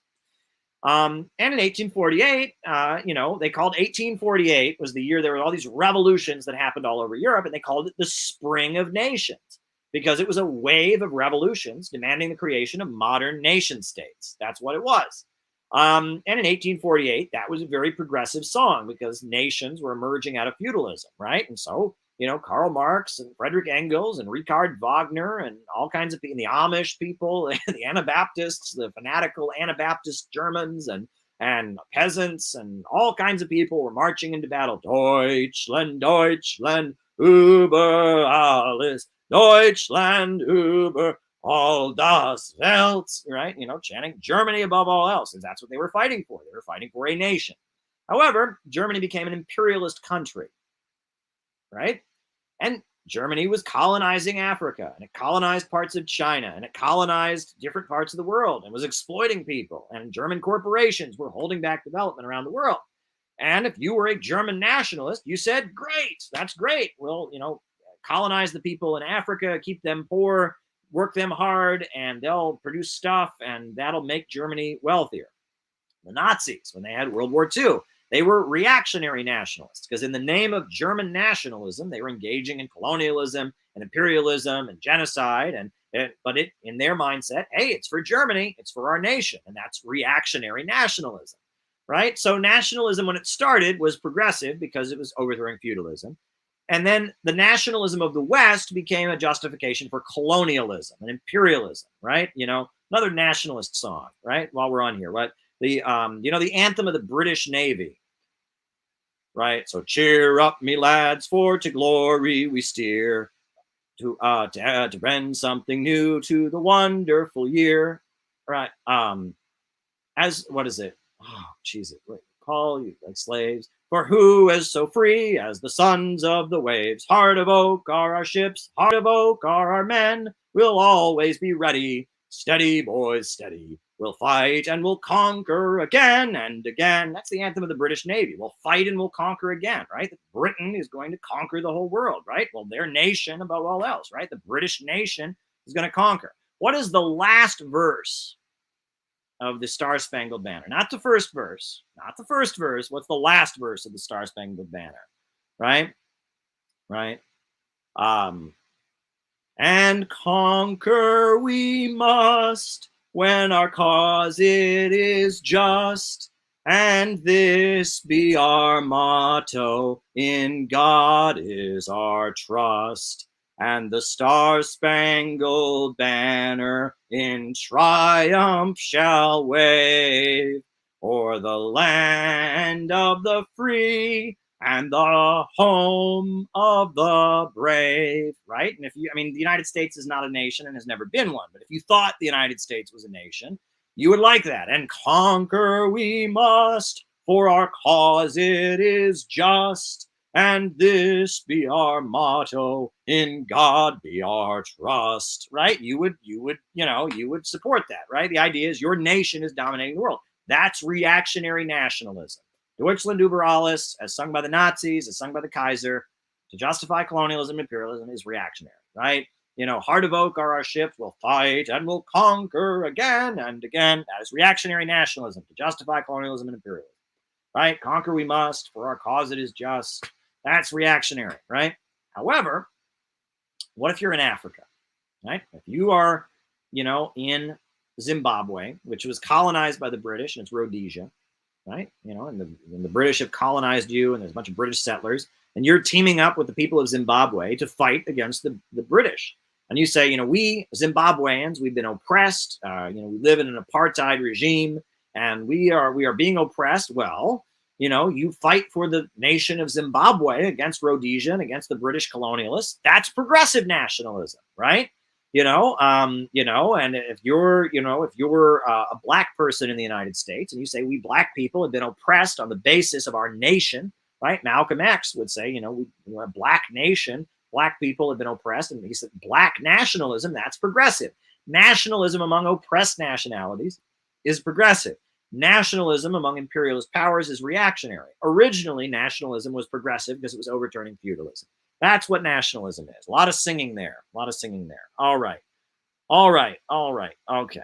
All right. America acting like the East India Company. Well, American corporations, that's what they do. They hold back development. The East India Company was basically telling us we couldn't have our own industries. The Boston Tea Party, we couldn't have our own tea. We had to buy tea from this foreign corporation.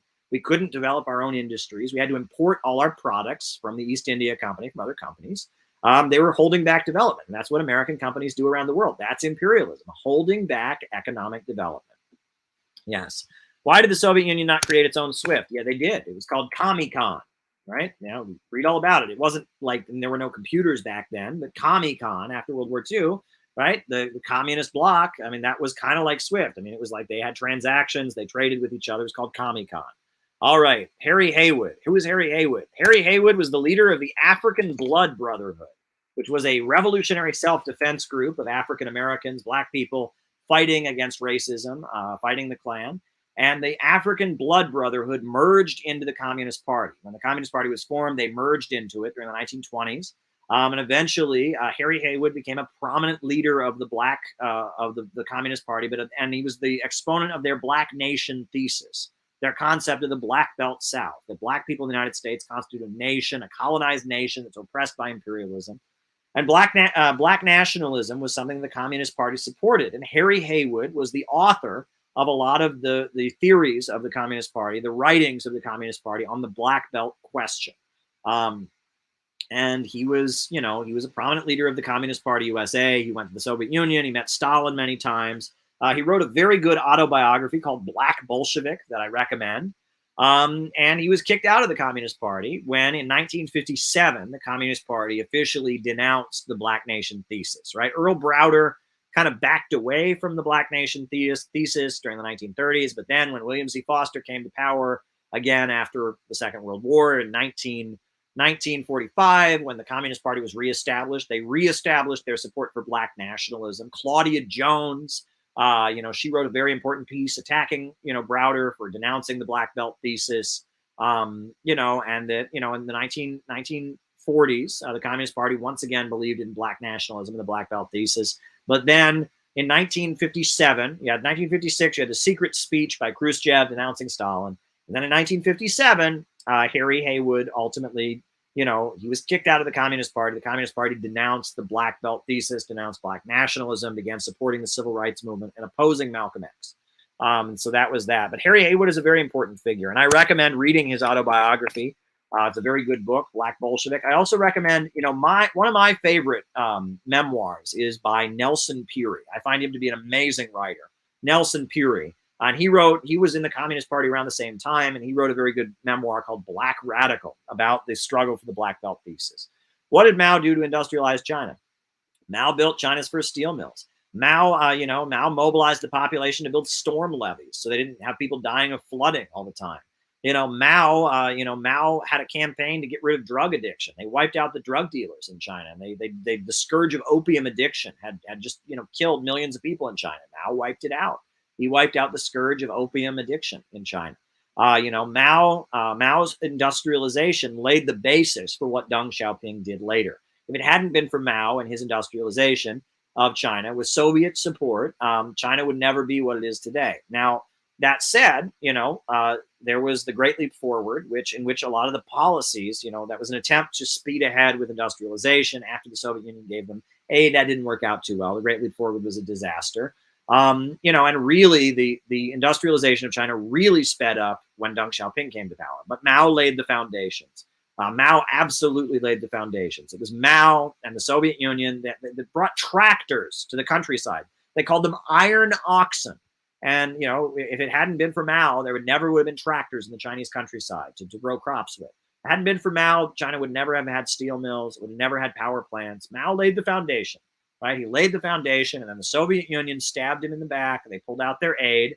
And then, after a while, China started cozying up to the United States, Deng Xiaoping, and then they really moved ahead. But you couldn't have had Deng without Mao. So there you go. All right.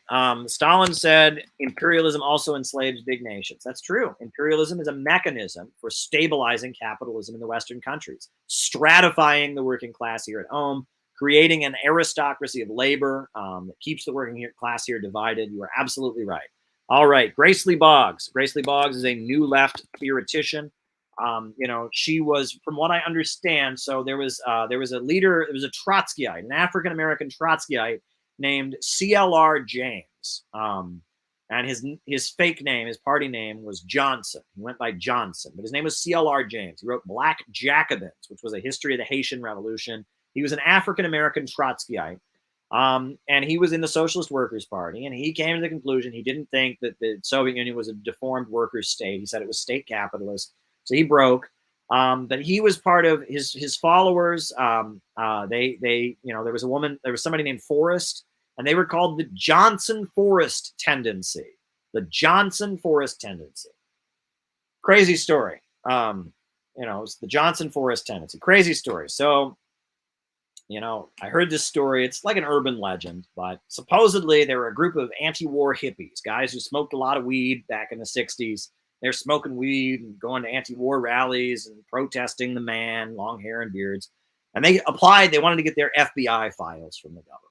And so the Freedom of Information Act, the story goes, they got their FBI files, right? And underneath their name, it said, this person's a communist. And underneath their name, it was like, it had a picture of them. It said, this person's a communist. And then below it, it had like a box with like check, a check box. It said CP, RCP, SWP, and had all the, CP is Communist Party, RCP is Revolutionary Communist Party, SWP is Socialist Workers Party. There was a big long list of groups, and it had like a check mark, next to the group you were in. And underneath all of their names, it had a box that said JFT, and it was checked. And they were like, what the hell is the JFT? They had no clue what JFT was. And they were like, what is JFT? And they thought, well, maybe it's like World War II. And they think we're Japanese fascist terrorists, and this is like a leftover from World War II. And they're like, man, they think we're in JFT, man. What's JFT? Well, they finally figured it out. Turns out they had a subscription to CLR James magazine.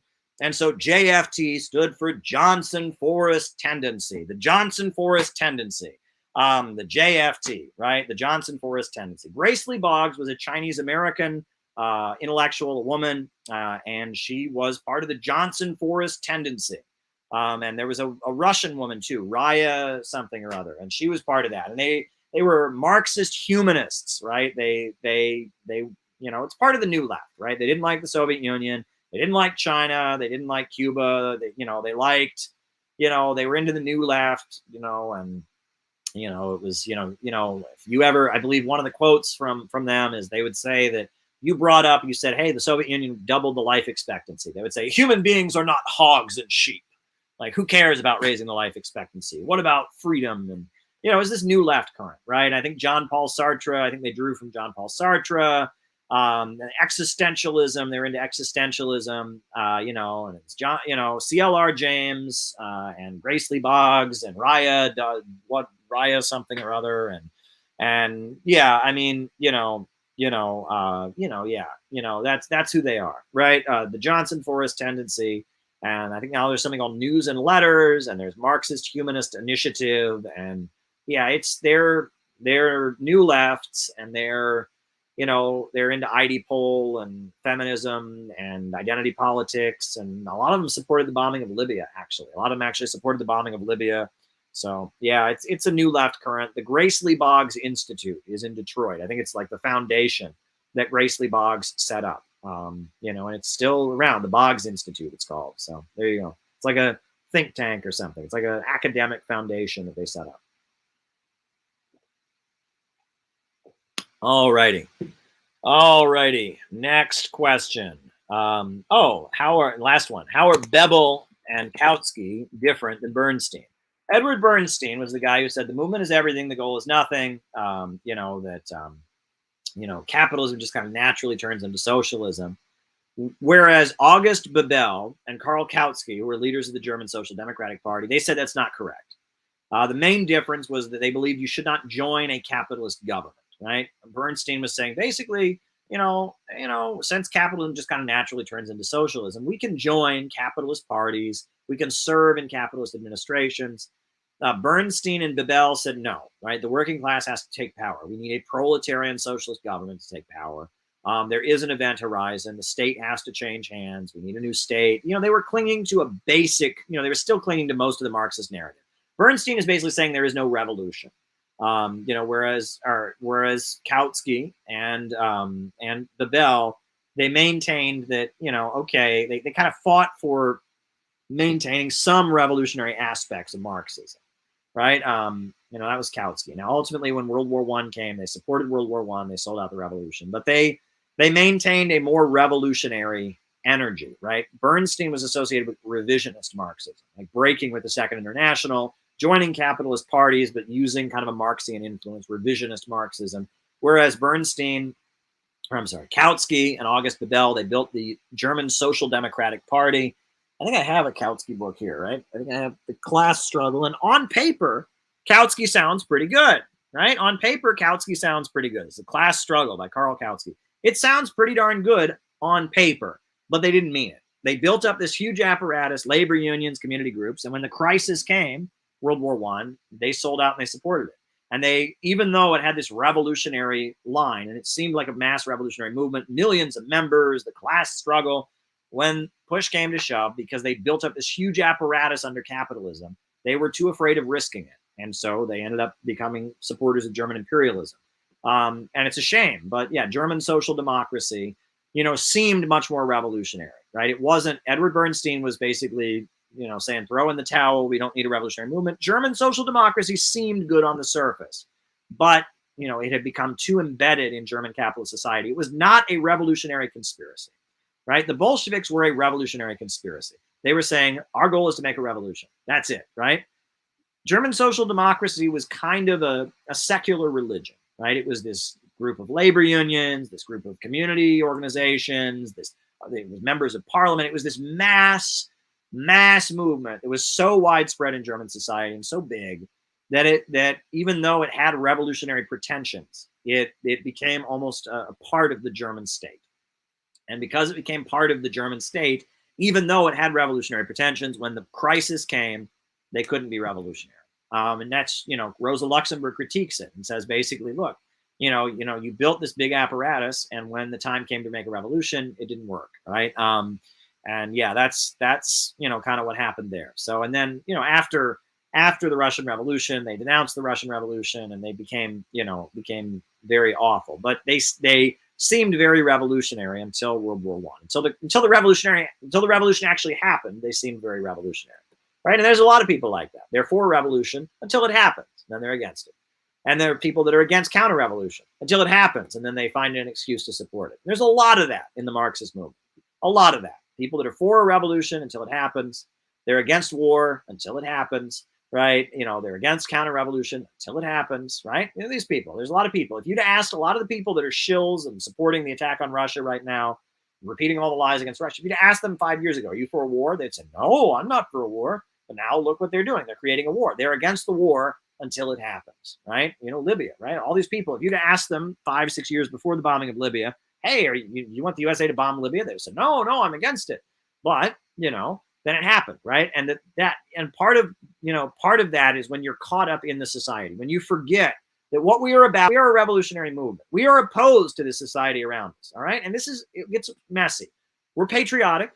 We want society to get better. We want a better America. We don't hate our neighbors, right? We're not antisocial, but what we want is at odds with this society. CNN is the voice of the enemy, all right?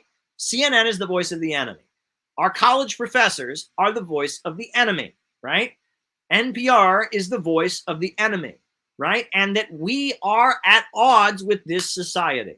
We want a society where the banks, factories, and industries are owned by the people. And the voices that represent this society are fundamentally opposed to us. And we are at odds with them. We are. We're not part of this society. We are building an apparatus of community groups and workers fighting for their own interests, but we are not part of the ruling structure. And we may get people elected, right? In theory, there might be communists who are elected, but they use their position to promote anti-imperialism and promote socialism and fight for the working class.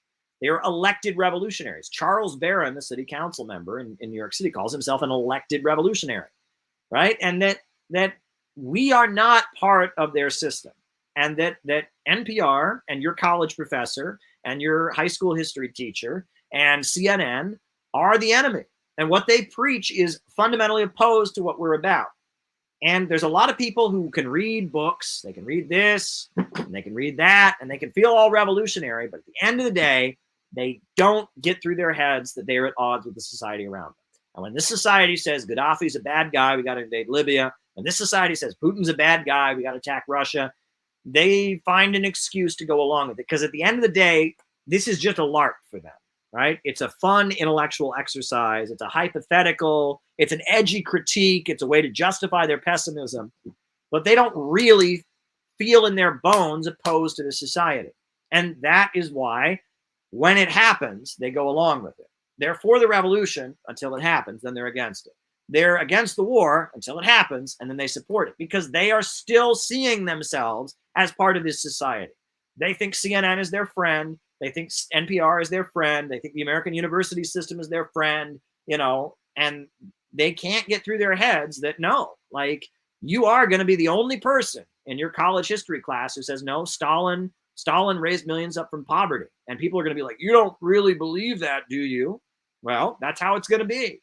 And, they are going to be the only person in their workplace who says, no, bombing Libya is wrong. Gaddafi raised millions from poverty, and what the USA is lying. They're going to be the only one, right? And there's going to be times they're going to be the only person who says, no, Russia is not a threat to Ukraine. The United States is using allegations against Russia to set the stage for attacking the people of the eastern region, right? And there's going to be times where, we're going to say, that this society is evil, and this society all around us is based on an evil ideology of radical individualism, and it's a tightrope. Okay, we don't want to be like the synthetic left, right? The edgelords who are negative and isolated and burning the American flag. We don't want to be them. But if you forget that we are fundamentally opposed to this ruling class and this society, and that we are moving against it, and you start to build a mechanism, an institution like the German Social Democratic Party that's part of that society, even though it has revolutionary pretensions. But it's still part of that society. There can be a moment where, the revolution happens like it did in Germany in 1918, and they're against it. There can be a moment where, the war breaks out like it did in 1914, and you're against it until it happens, and then you support it. And that's what we have to learn from the German Social Democrats, right? We are not trying to build an institution that will, be part of the capitalist society around us. We are fundamentally opposed to it. And if we forget that, and if we start to function like that, we miss it. Now, obviously, we have the opposite problem now. Right now, we don't have mass socialist organizations. We don't have unemployment council. We barely have a labor movement at this point. So, this is kind of not the problem we're in. This is not Germany in 1918. It's not like we have a whole socialist movement that is so big and embedded in society that it's lost its oomph. That's not what we have. If DSA, if every Democrat was in DSA, if almost all workplaces had unions and they all claimed to be Marxist, but they were going along with imperialism, that would be a very different situation. Right now, DSA has got some energy because they're a social democratic group, and there's interest in socialism now. There's a big divide in the ruling class, but we're nowhere near where we once were. We're not. This is not that problem, right? And the reason that the German Revolution failed, that's a totally different situation than we're in. And we could get to that situation at some point. But right now, we're in a society-wide crisis. And the problem is that socialism has divorced itself from the masses of people and become a vehicle for the middle class, to be mobilized to beat back the working class. And what we need is working class socialism again. We need working class socialism again. We need to get out of the movement and get to the masses. And we need mass socialist consciousness among the masses of people. That's what we need.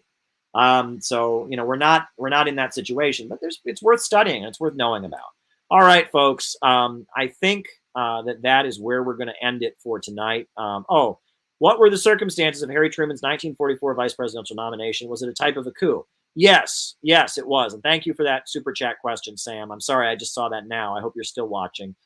Sam, that's a very good question. And yes, I mean, Truman was somebody who was very opposed to Roosevelt. He investigated Roosevelt's New Deal and accused it of corruption. Truman was at one point a member of the Ku Klux Klan. He actually was briefly a Klan member, and then they told him he couldn't hire Roman Catholics to government jobs, so he quit the Klan. But he was briefly a Klansman.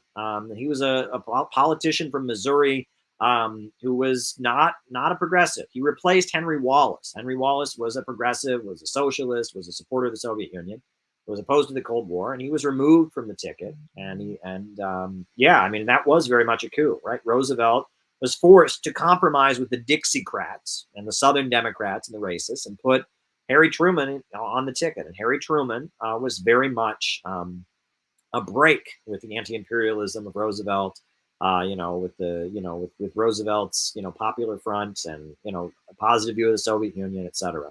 So, yeah, I mean, I think you're absolutely right there. All right, folks. On that note, I'm going to end this. A new upsurge in the struggle against U.S. imperialism is now emerging throughout the world. Ever since World War II, U.S. imperialism and its followers have been continuously launching wars of aggression. But the people of various countries have been continuously waging revolutionary wars to defeat their aggression. While the danger of a new world war still exists, the people of all countries must get prepared. Revolution is the main trend in the world today. While the danger of a new world war still exists, and the people of all countries must get prepared, revolution is the main trend in the world today. Good night. Good night.